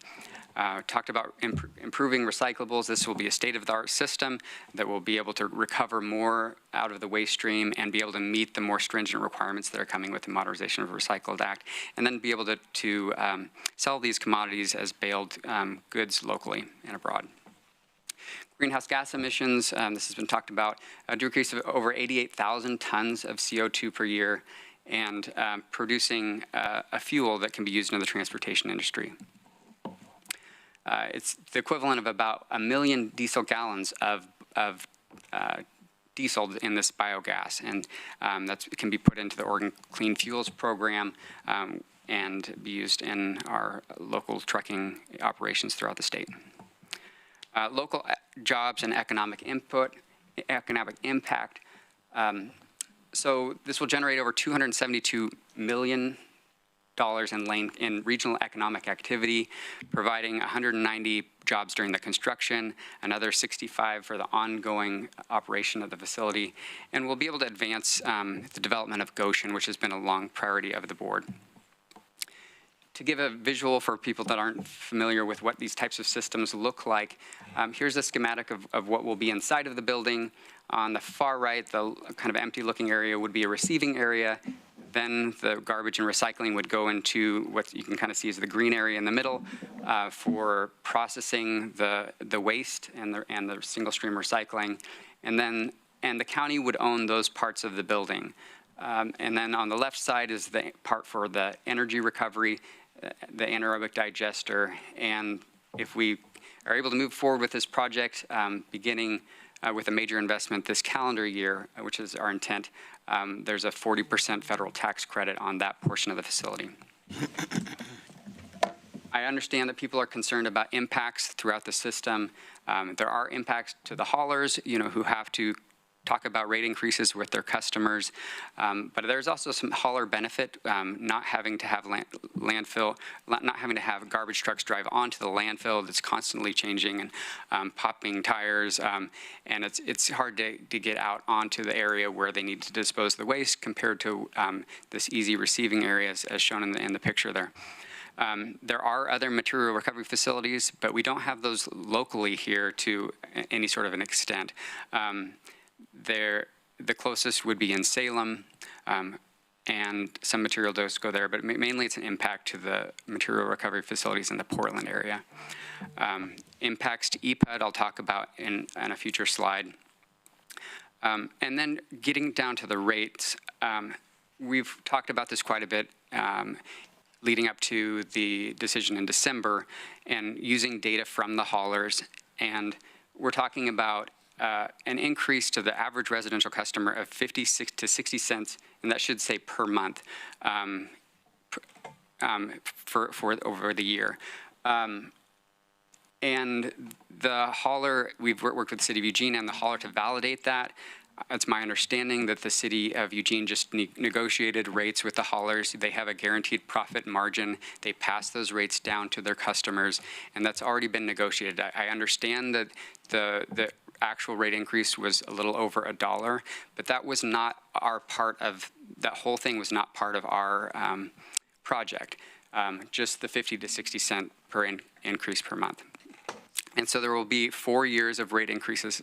Right, that's what, yes. That's what you were So just getting to. Totaling, 50 to 60 cents per month average. Average. Over, and that it will increase by 50 to 60 cents per month each year for 4 years. So it would correct. So that's where the $2 a month comes from. That's after the 4 years. Exactly, Chair. And for how many years? So then it will stay at that rate. So we're talking about a $2 to $250 increase per month at year 4, and then it will stay at that rate to be able to pay for the ongoing operation of the facility. Yeah, thank you. The commercial rates, varies depending on how large of business we're talking about. Small to a large hospital. So, but approximately about 3% an increase per year. So I keep seeing the garbage haulers putting out that we're raising rates by 11% this year and future increases of that amount. We are not raising people's garbage rates 11%. We are raising the tipping fee at the landfill 11%. And that's just one component, about 20% of a garbage hauler's overall cost. So again, getting back to the average person at the curb, we're talking about a 50 to 60 cent per month increase in this next year. I did want to flag that we had talked about we would come back with a future work session to talk about discounts potentially to schools or nonprofits, and I would still like to have that conversation. We've just been so focused on getting through the contract with this that we haven't brought that back forward, but we plan to do that. Now, getting into the impact to EPUD, wanted to share, we've talked about this graph before. This was supplied by EPUD with their data, and I want to show that the EPUD project had seen declining gas collection for about 12 years from 2010 to 2022. In 2022, that was the year we decided to move forward with this project with an RFP. After that, EPUD made a significant investment, which is terrific, to drill in additional wells into the landfill to collect more landfill gas. And this is their projection that they would see from the impact of this project. There would be a declining amount of gas available. But it's gradual. The contract, our intergovernmental agreement with them expires in 2043. It will be gradual out to that blue line. And if you note, that if you were to track the intersection of that blue line and the black line, that's higher than what they had been operating in for the last 5, almost 10 years. So those are their projected impacts. What they're upset about, and I understand, is that they would miss out on an opportunity for future revenue if they were able to collect more. So they've projected this steady increase of growth, which I will say I've worked with EPUD for 18 years. I've seen their original projections back in the early 90s that projected this steady increase of growth, but that's not what we saw in actuality. They were seeing declining collection down to less than 50%. And if you look at their electric production over time, so this shows the total kilowatts generated by the facility since they started production back in 1991. There hasn't been a steady increase in growth. The facility was overbuilt at the beginning with having 4 generators that they only ran 2 of for, I think, the first half of the life of the facility. So there are impacts to EPUD, I understand that, but this project is only about 4% of their total portfolio, and the impact will be very gradual and over time on that 4%. Can I ask another question, or do you want to wait till the... Question's fine. The delta between what they are capturing and what they could be capturing, is that an equipment upgrade issue? And in other words, this project does not impact their ability to upgrade their equipment to increase their capture rate at Short Mountain. Is that correct? So they could make investments now, and I encourage them to make those investments to have more efficient generating systems. So that they have these combustion engines, it looks like a large car engine, that's a 16-cylinder. They've been running those same combustion engines since 1991. And there are more efficient systems. There's these 20-cylinder systems that are, I think, more than 20% more efficient. So they would be able to offset the amount of decrease they're seeing over time with that investment. But those systems are expensive. But I think they should have been planning over time to invest in those. I wouldn't expect to keep driving my car for 30 some years without planning to have to pay for a new car.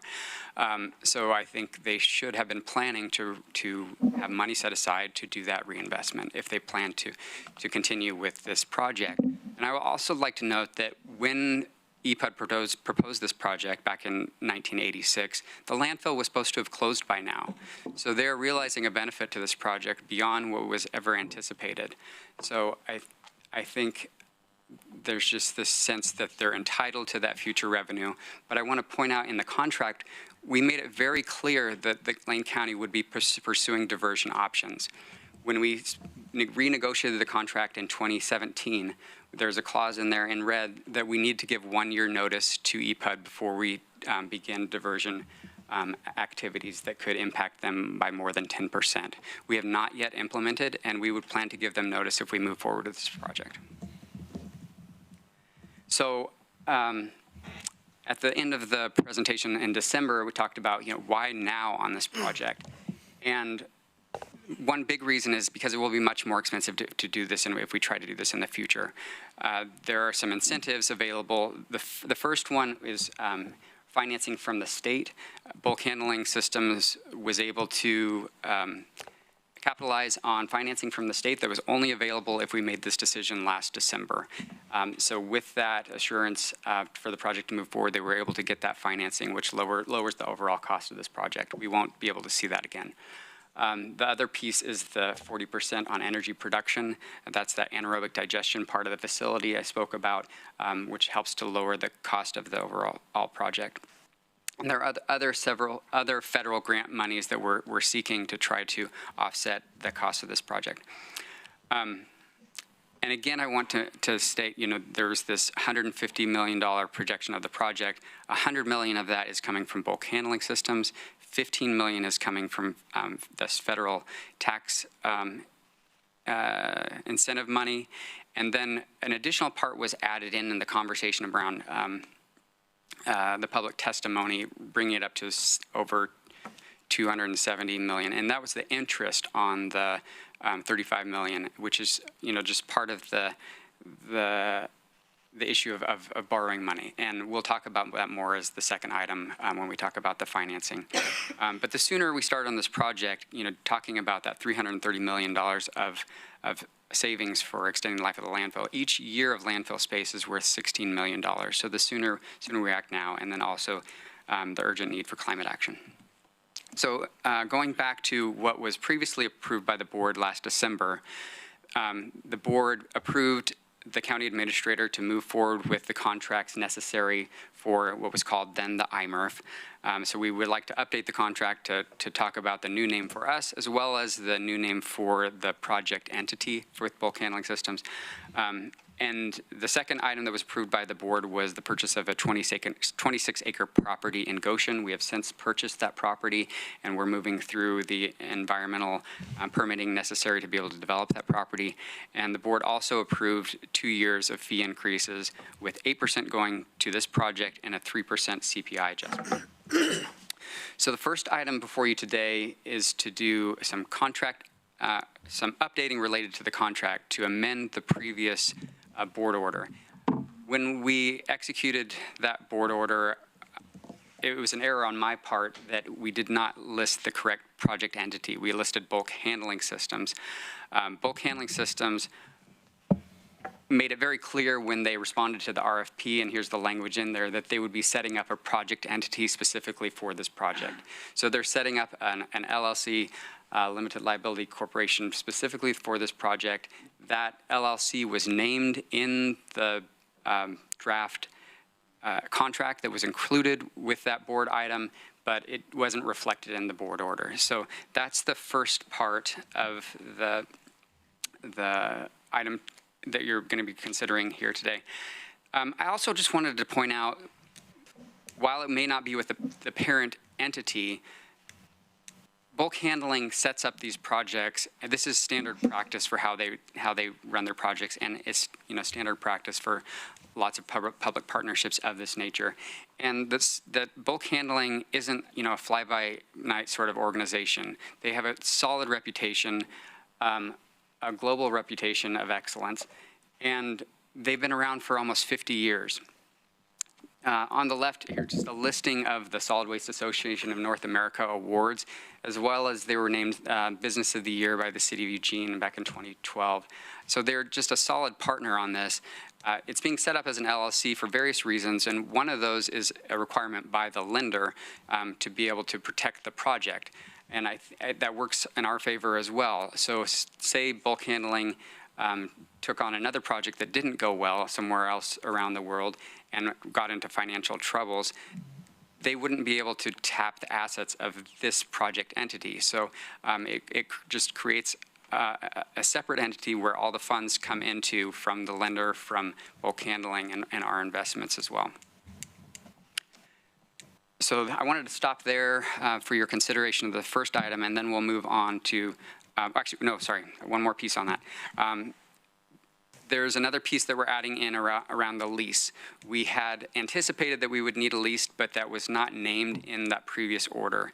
So originally we were thinking that we would have bulk handling build the facility, and then we would purchase the part that we would own, and then they would keep the other part for tax purposes. We have since found that that might violate public contracting laws, so we are instead proposing to move to what's called a GMCG process for construction of the facility, and we'll talk about that more in the afternoon, where we would finish the design, bring on a contractor, and construct our portion of the facility and own that. And bulk handling, we would lease out the part of the property for them, and they would design, build, construct their part of the facility. So that is what the lease part has been added in for. I wanted to talk a little bit about what's happened since December. Now we're here in August, and what's been happening. There's just been a lot to work through on the contract. It's a very complex arrangement. It's over 90 pages at this point, and we still have a few pieces to finish on. But we've done a lot of due diligence on this, working internally with our county counsel's office. Emily Vario started with us, and then Tiffany took this on shortly after, and Tiffany's been amazing working with us. I'm not sure how she's getting anything else done with as much work as we put on her on this project, but she's done a lot of review. We hired an outside consultant called R3 that specializes in solid waste projects. They've been on several of them down in California that are specific of this nature. Very helpful for them to have a review of this contract and give us input for things to try to put terms beneficial to the county in it. We also hired an outside counsel to review for public contracting and just an additional outside review. And there's also a lender review process. So there's been a lot of legal eyes on this contract to comb through it and develop it to a place that we're feeling comfortable with. Some key terms in it. So this will be a 25-year contract with 2 optional 5-year renewals. And we've included an updated draft in the board materials so people can look at the contract. At the end of the contract term at 25 years, the county would have the option to purchase the assets at $1. So we would own all the equipment at the end of the term. The company, again, will furnish all the equipment, which is estimated at a cost of $100 million. The company will operate and maintain the facility, so that will all be on them if they have issues of maintaining it. But they have to meet our performance guarantees. So there will be testing periodically to make sure that they're getting the correct diversion that we're asking for, and there's a minimum of 35.55% of the materials that come into the facility need to be diverted.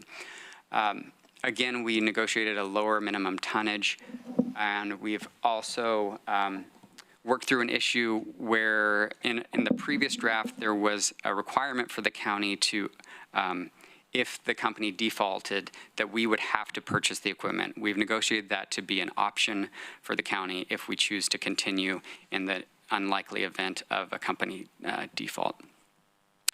I wanted to cover one other item I think I put in my notes. There was an issue of odor that was raised. People were concerned about odor from the facility and the neighboring properties. This will be an enclosed facility containing the odors. We did put language into the contract that would put it into liquidated damages of starting at $1,000 a day and escalating to $5,000 a day for not addressing odor issues. But I don't anticipate odors from this facility. The ones we visited down in California didn't have odor issues around them. There was an anaerobic digester right in a residential neighborhood that didn't have issues that we toured. So I expect that will be managed well. And it will actually reduce the overall odors in the area. There are odors that come from the Short Mountain landfill periodically. And as we reduce the amount of organic materials entering the landfill, it will be able to reduce those odor issues as well. There's also a $5 million performance bond that's listed in the contract to make sure that they're meeting the performance objectives. And some notes of things, Chair, that you want me to address. Cost protections, so that's built into the contract of the things that are their responsibility and our responsibility. And again, that performance bond, and I think I've covered that. If you have any other questions on that, we can go into more detail, and Tiffany might be able to help me. As far as stakeholder involvement, again, we've been talking this direction with EPUD since 2017, that we were moving towards diversion. We've had several conversations leading up to this over the last couple years. We had an MOU when EPUD was looking at taking their gas away from electricity to selling that as renewable natural gas to Northwest Natural. They were aware that we were looking at that as well. What did change was that we decided not to site the facility at the landfill and to move it to Goshen. And that wasn't to try to squeeze EPUD out of the deal. It was just a constructability factor that the landfill space is too valuable to put it in the permitted footprint, and there just wasn't an area at the landfill where we could fit this. We tried to kind of fit it up against this side of the hill, but the size of it became cost prohibitive when we were looking at a 40-plus foot high retaining wall. It just wasn't physically feasible, and so we moved towards Goshen. Impact to property owners, we will be doing all the things to make sure we're in compliance with any sort of permits associated with this. There will be a solid waste permit. There will be an air pollution permit. It has been zoned industrial this entire time. We are looking at slightly changing the type of industrial on that, but people that are adjacent to this have known that they're next to an industrially zoned property, probably for the life of the time that they've been there. And impacts to Short Mountain landfill, I'm not sure what that was about. Chair, if you can remind me. I think we've talked about rates. Thank you. Yeah, no, you covered the continuing role of Short Mountain. This is not a replacement. It's a complementary project. My only other question I asked this morning is about how our rates compare to other counties. Basically, we're having to increase because people have been getting a good deal out of Lane County, out of a publicly owned landfill for a long time, right? We have some of the lowest rates, is that right? So that was my question, just for a sort of what the baseline has been a bit artificially Yes, thank you, low. Chair. Sorry, I don't have that in front of me. We talked about that at a previous meeting where we gave examples of other rates across the state. And we had one of the lowest rates in the state coming into this project. After we go through the 4 years of increase, it puts us at about average if you look at the other areas around the state, and we'll still be below what people will see in the Portland area where there are higher prices. Great, thank you. And that concludes my briefing on the first item. So to your questions. Questions from the board for staff?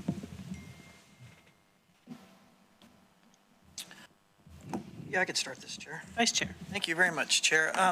We can get in the weeds of this. I mean, Dan, you did a great job presenting all this, and you kept us out of the weeds on a lot of things. We've been talking about this a lot over the last 2 years, and obviously the weight of testimony concerns me from this morning and the amount of pushback I feel that we've gotten in the last just week alone. Let me just kind of brief you on kind of where my head is right now. My email stats right now, our public comment email stats was 132 emails, 14 supported. That's 10.6% of the people supported the project. I personally had 712 emails in my box, and just in the last week, 18 of them said yes. That's a 2.5% approval rating for this project. So that really makes some pause on me. Now, obviously, you know my position. My constituents at Springfield District 2 have told me that they do not want me to support this project, and I'm going to, represent my constituents fairly because that's my job. But I think what's bothersome to me is the amount of diversion we've already applied to this equation just since the price hike. And I specify this particular stat. Springfield and Cottage Grove currently are shipping all of their waste to Jackson County. Now, you'd mentioned that a tonnage and a cost per million of year, and you look at just that diversion alone is 40,000 tons a year, which by calculations and by mine would add anywhere between 7 and 9 years to the life of the landfill, just because those customer bases decided to dump elsewhere. And if you put that in dollars, like you had put on your slide, at $16 million a year, that's a savings of $144 million of public landfill space, which is nearly the cost of this project. So as I scratch my business head and I think about this, I think about there's some other diversions that'll probably happen if this goes into place, and it doesn't look to me like we're going to have enough to even operate this. You'd mentioned that we dropped our estimates from 160,000 to 120,000, but the caveat was that per tonnage it's going to cost more. So basically, it's the same amount of money. We've just made it sound better because we're taking in less material. But the other thing is that we haven't mentioned to the public is that 70% of our waste stream is rural haulers. And the rural haulers can go anywhere. You mentioned Coffin Butte. That's in Lynn County, I believe, not Douglas County. Is that correct? I thought that was up north, not south. Coffin Butte's in Lynn County. Yeah, right. Okay, so, but then also, there's places they can dump that a lot less. In fact, like I said, Springfield and Cottage Grove is dumping, there's less. The other thing that's bothersome in my head is that just recently, Sanapac, they bought a large, their parent company bought a large recycling facility in the state. They also bought a landfill, and it seems to me the competition of this is bothersome to the point that this may be more of a risk than we first thought. So the other thing, the last thing I'm going to mention, because like I said, I can get into the weeds in this, and I apologize, I may have already done that. But here's the thing that we keep saying over and over again, that we're going to divert 80,000 tons of waste to the Clean Lane Resource Facility, and we'll be able to extend the life of the landfill. Well, I think we're going to be able to extend the life of the landfill because we're going to lose a lot of customers. I think that's going to be a natural process of this. And we keep saying this line that was even on the KEZI news story that you quoted in last week. It said, right now the landfill has about 70 years of life. But if we start this project now, we can extend the life of the landfill by 20 years. And we've heard that often throughout the discussion today. But this is what keeps bothering me. I keep going back to this thing here. You mentioned R3 Consulting, and you put a lot of weight in their opinion. And they said, I quote, in March 13th of 2018 at a board meeting, they said the assessment of operations for R3 Consulting, William Schoen, he said this, and I quote, I don't know of any other municipality that has the ability to control its solid waste management future the way Lane County does. You have and operate the countywide transfer system, which is huge. He emphasized that. You have, which Dan mentioned, the Short Mountain Landfill, which has more than 100 years of capacity, which is almost unheard of. So I'm wondering how we got to that quote to where we only have 70 years of life yet, and we're panicking to try to milk out another 20. So I'm leaning toward putting this to the vote of the people, the voters, because I think they're, like I said, the quote that keeps bothering me in my brain from this morning is, if the people decide, then the people can bear the responsibility. I am more uncomfortable now having our board support this, which I don't, but I think we need to take a serious pause here. And I think putting this up for a vote for the May 2025 election is just enough pause for us to be responsible, integrous, and recapture some of the trust that we've lost amongst our constituents. I don't have a question, that's just my statement. If you have any rebuttal to that, I'd love to hear it. Chair, would you like me to respond to that now? If you have a response, and I'll just note we are a little after almost 12:15, and we do have one other item still. So to the point that Springfield is diverting their waste, that's just not true. They keep threatening that they would. They would, and say that they would drive their waste clear down to Dry Creek landfill by Medford. I mean, the cost of trucking that and the personnel costs. But we watch our accounts very closely. When we implemented the rate increase that took effect July 1st, I was very curious to see if we would see any impact in July of this year. I would say our tonnage actually went up versus July of last year. So we have not seen that there is active diverting happening down to other landfills. But I have heard that, Waste Connections is hauling waste north, not waste, but recycling materials north, and that they are backhauling those empty trucks with waste to their landfill where they don't have to do disposal, but those aren't a large number of trucks. As far as Waste Connections investing into a recycling facility, I think that just shows that there is economic value in this recycling, in the recycling industry, and would love to see that happening here for economic development.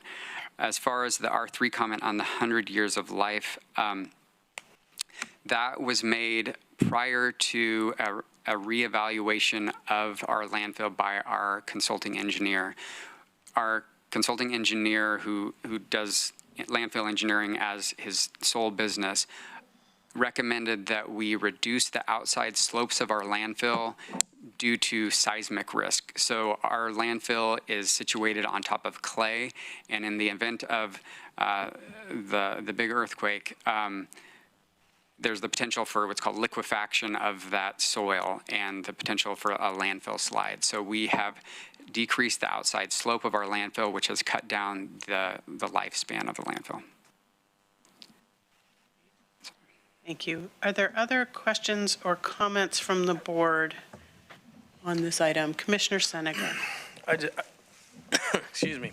I just have a couple. I think I've made my position very clear. I'm still not a supporter, and much like Commissioner Farr, it's the latest barrage of public comment has really solidified my position. I do want to I believe it was Mr. Offenbacher brought up this morning that our rural transfer stations aren't going to go through the IMERF.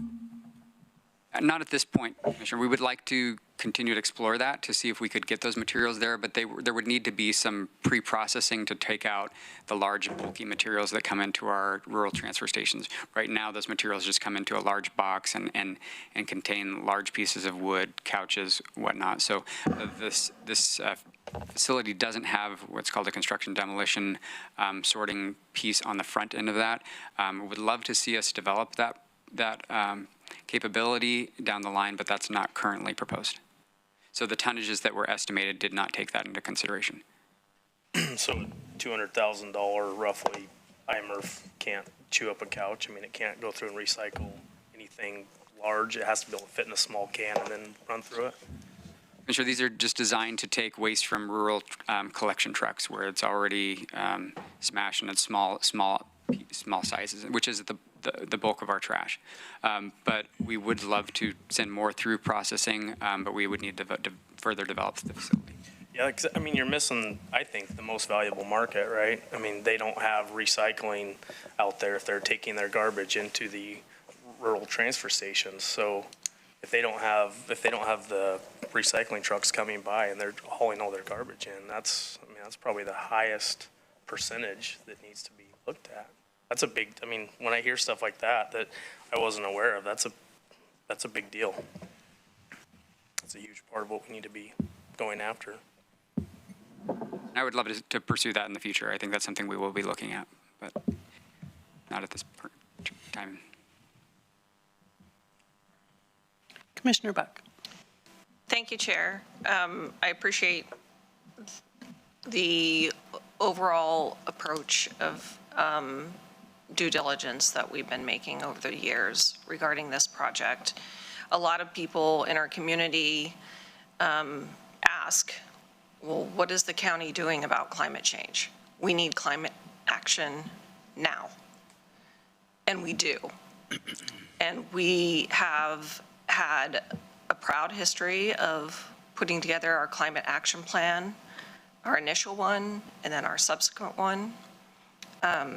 And the Clean Lane project is probably our largest operational project of implementing so many of the aspects of our climate action plan.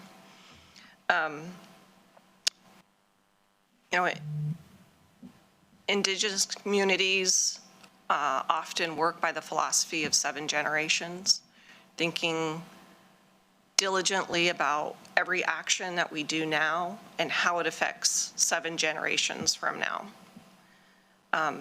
Not just their children, not just their children's children, but each and every family member and community member 7 generations from them.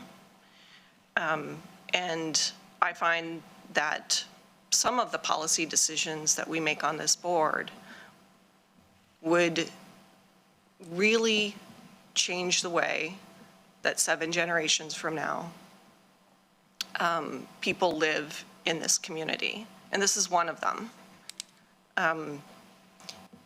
There's no reason just to continue to generate garbage at Short Mountain Landfill just to produce more methane, or methane capture in some cases for a portion of that.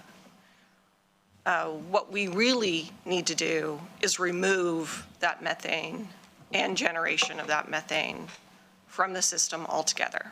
That's part of diversion before you reduce, reuse, and recycle, is diversion. And this is an excellent method to do that. These materials, like food waste, the largest producer of methane gas in our community, go to our Short Mountain landfill now. But we are going to, with this project, divert that and capture the methane for renewable uses and not let it just fester at the landfill. This is a way that we're going to reduce greenhouse gases in the future in our community.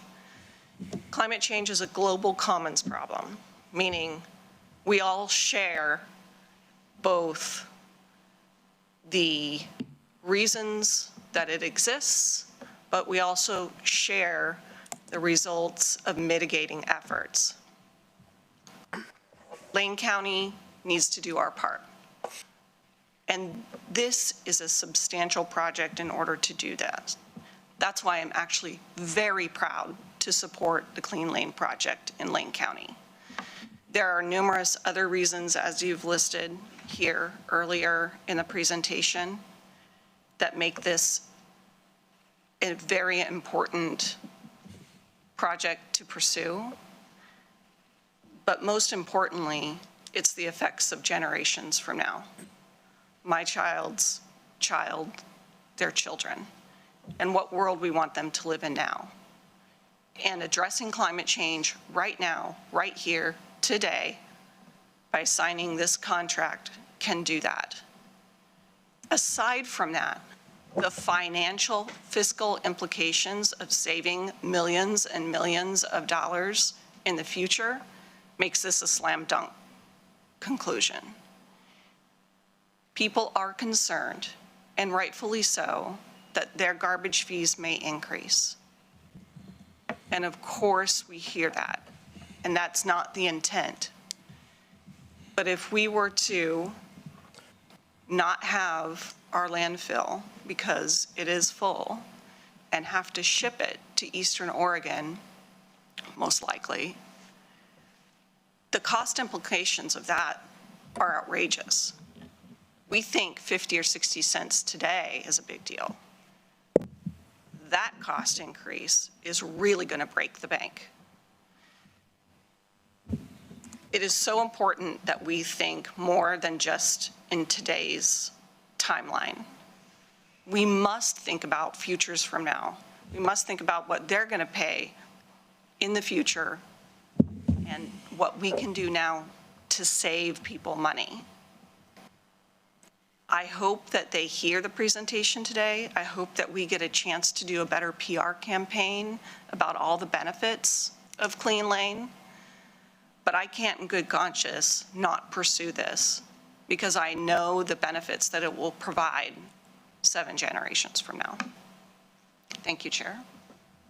Thank you, Commissioner. Commissioner Farr. Thank you, Chair. You know, I'm not going to go into much detail about what I could say at this point in time. I'm not going to give a dissertation on why I feel how I feel. But there are a couple of really important points on this. You know, I serve on the Metropolitan Wastewater Management Commission also, about 10 years now. Recently, we used to flare off the methane. Big flame, you'd see it there on River Avenue. We don't do that anymore. We capture that methane, do it very, very efficiently, and it becomes renewable natural gas. It's a natural progression. We were able to capture the methane. We were able to use it in ways that produce energy for the households and the businesses. That being said, today we received some questions about transparency. And because of the stated lack of transparency and accompanying lack of trust that goes along with that. And I've examined much of that, including some of the contracts that go back with EPUD. And I don't see a great deal of lack of transparency there. You know, I believe that everything is kind of outlined in the contracts and our dealings with both EPUD and other contributors to the landfill. I think everything's been upfront and clear throughout the process. Perhaps not as clear as it possibly could be, but nothing ever is. I'll tell you, we had a long session of public comment this morning. With the Eugene City Council, we had public comment one evening that lasted till tomorrow. The sun was starting to come up. So it went all night long. That was about a project that right now is about 150 houses, apartment units over here, and almost all of the testimony was against that. Well, a part of that was lack of transparency. But ultimately, the project is we have people living there, we have families living there, and it had been formerly a surface parking lot. So in my position, in all of our positions, we have a lot of decisions to make that are based upon people we trust giving us one opinion and people we trust giving us an opposite opinion on the same issue. Trust and transparency are very important to all of us. I believe transparency is something that we engage in. Trust is something that we try to engender. And the decisions that we make are made in the open and clearly for people to understand and review the reasons that go into the decision. So that being said, I remain a supporter of moving forward with this project. Thank you, Commissioner Farr. Given the time and given this is really an item before us about some contracting clarity around entity name and lease agreement, this is not a new item. I also remain a supporter. I don't think any of us expected today's items before us were going to move anybody from their position in either direction, because these really are sort of cleanup and further clarification and getting us closer to actually being able to execute on a project that has been well underway for many years in various stages and steps along the way. Interestingly, Commissioner Senega's comment about his concerns that we can't manage the waste that comes from the transfer stations only further increases my support, because we can't improve or expand the capability of a facility that doesn't exist. So we got to get this one up and running so that we can do even better. The last thing that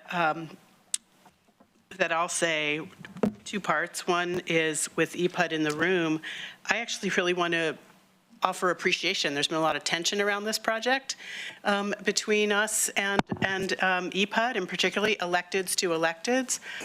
But what EPUD did in 1986 and in the early 90s in the construction of their facility is what we're doing today with this project. They put an infrastructure improvement in place for the benefit of the future. And that's exactly what we're doing today. And we're doing it in a way that piggybacks on to their good work, and where they also have the ability and capability to continue to operate and even improve on their systems. So I'm all for it. As far as constituent response in opposition, Commissioner Lovell has a very different email count than I do, but that's fine. We have different constituents. But as Commissioner Buck mentioned, you know, some of the top issues for voters are mitigating climate chaos and bringing more living wage jobs and good economic development opportunity to Lane County. And of course, all of us agree housing's a top issue. And as we build more housing and we have more people in our community, we generate more waste, and we have a responsibility to manage it the best way possible, and that's what this project will do. So I also remain supportive and am very appreciative for the foresight of my colleagues who also are supportive. So with that, we are ready for a motion if there is one. We do have an order before us before we move on to the other item. Chair, I'm ready to make a motion. Vice Chair. Chair, I'd like to move the board to direct staff to place the approval of the Clean Lane project to the voters to be decided on at the May 2025 election. Is there a second? I'll second that. It's been moved by Vice Chair and seconded by Commissioner Senega. Is there discussion to the motion? Commissioner Senega. Yeah, I'll start. Thank you, Commissioner Lovell. I don't know how in good conscience we can't at this point. I mean, with the amount of input we've received, I also believe in thinking of the future, Commissioner Buck, and fiscally responsibility is part of that. And I do see this as a big cost. And public input is public input. Putting this to the voters is the right thing to do, and I think it was very clear today. I appreciate that motion. Seeing no further discussion, I'll call for the vote. All those in favor of putting the Clean Lane project to a ballot, please signify with an aye. Aye. Those in opposition, a no? No. Motion fails on a vote of 2-3 with Commissioners Senega and Lovell in the minority. Excuse me, just making a note. With that, I'm ready for a motion on the order before us. Commissioner Buck. Thank you, Chair. I'll move approval of Order 24-08-20-09 in the matter of amending resolution in Order Number 23-12-05-07, delegating authority to the county administrator to sign any necessary documents with BHS projects at Lane County LLC related to the leasing property for and operations of the Clean Lane Resource Recovery Facility. Thank you. Is there a second? Second. Thank you. It's been moved by Commissioner Buck and seconded by Commissioner Farr. Any discussion to the motion? Seeing none, I'll call for the vote. All those in favor, please signify with an aye. Aye. Those in opposition? Nay. Motion carries 3-2. On order number, 24-08-20-09 in the matter of amending resolution and order number 23-12-05-07, delegating authority to the county administrator to sign any necessary agreements with BHS projects at Lane County LLC related to leasing property for and operations of the Clean Lane Resource Recovery Facility. Thank you. We have one other item before us in the matter of authorizing financing for the Clean Lane Resource Recovery Facility. And looks like Greg Holmes is joining at the table. Welcome. And I'll turn it over to staff to walk us through the item. Okay. Thank you, Chair. So this is to finance our part of the investment. So again, bulk handling at Lane County LLC. I think I have the name not quite correct there. But the project entity that was just named, let's see, it's right here in my notes. Anyway, thank you. Windows blocking it there. BHS Projects at Lane County LLC. Thank you, Steve. We'll be bringing the financing for the equipment, the $100 million, and covering the $15 million that they will receive a tax credit for on the construction of their part of the facility. This $35 million is to finance the site preparation at the property and construction of our part of the facility that we will continue to own. I have Greg Holmes with us here, acting as our treasurer, which is named in the board order to be able to execute the bond, the financing. And we also have Golgan, I don't know how to pronounce your name, Uger, with us as our bond counsel from Hawkins, Delafield, and Wood, if you have any questions. So this is an area that's a little outside of my area of expertise, but our financial advisors have put together a package for financing this through the sale of bonds, which is in your packet. And in the interest of time, I won't go into great detail, but we can be available for questions. This is to allow the administrator or the treasurer to move forward when ready as needed for the financing of this project. We don't anticipate that we will need the money until early next year. And then given the anticipated volatility over the next fall with the general election, we will probably wait until the beginning of next year to actually sell those bonds for the financing of this, but wanted to get this authorization now so we don't have to return later. Subject to your questions, that's all I had. Thank you. Questions, comments from the board? Commissioner Farr. This is an important question that I'm going to ask here. We've discussed throughout the process the efficiency of the EPA facility at Short Mountain, and we know that greater efficiency can be achieved there with an investment. We also know that the methane is going to be diminishing in output through the years due to the reduction of input of organic material. Those are givens. Now, this is important because I want, personally, EPUD to continue to operate their facility to offset the rate spikes that come when Bonneville is charging the highest rates at the highest usage periods of time. EPUD is a valuable member of our community because they serve so many people, and maintaining their rate structure is something that's very important, not just to the people in their area, not just to their ratepayers, but to everybody. It really is a significant element.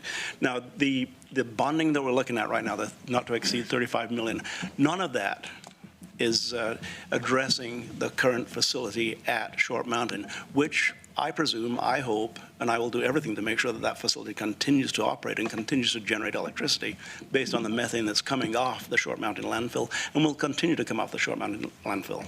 So, Mr. Mokrahajski, this is a telegraph to you. I want to explore ways to work aggressively with EPUD to upgrade their facility to a way that, to a point where it operates as efficiently as is technologically possible and helps them to maintain as close to their current rate of electricity generation for as many years as we can help them maintain that rate. And I believe that looking at, I've seen the graphs, both EPUD's graphs and other graphs that regarding the efficiency of the plant versus the output of methane. We can get better at catching methane. We can get better at actually generating electricity. I want to do that. And this is not the place to talk about it, but this is the place that I will telegraph it, because this will become a matter of conversation, a matter of discussion, is how do we make sure that the EPUD plant at Short Mountain becomes as efficient as possible, both in capture of methane and in production of electricity. With that, I'm going to, if you're ready for a motion, I'll make it. Thank you. Sure. Then we can have discussion of the motion if there is any. And I'd like to move order 240820-10 in the matter of authorizing financing for the Clean Lane Resource Recovery Facility in a principal amount not to exceed $35 million. Second. Thank you. It's been moved by Commissioner Farr and seconded by Commissioner Buck. Is there any discussion to the motion? Seeing none, I'll call for the vote. All those in favor, please signify with an aye. Aye. In opposition? Nay. Motion carries 3-2. Passage of Order 24-08-20-10 in the matter of authorizing financing for the Clean Lane Resource Recovery Facility in a principal amount not to exceed $35 million, with Commissioners Farr, Buck, and Trieger voting in the affirmative, and Commissioner Senega and Vice Chair Lovall in the negative. Thank you all very much. Thank you, staff. County Administration, do you want to bump that to the afternoon? Great. A couple things, but if Thank we you. run out of time, that's fine. Thank you. Then with that, at the sound of my gavel, we will be in recess until 1:30 p.m. when we will be back here in Harris Hall for a public hearing and the rest of our business. Thank you. We are in recess.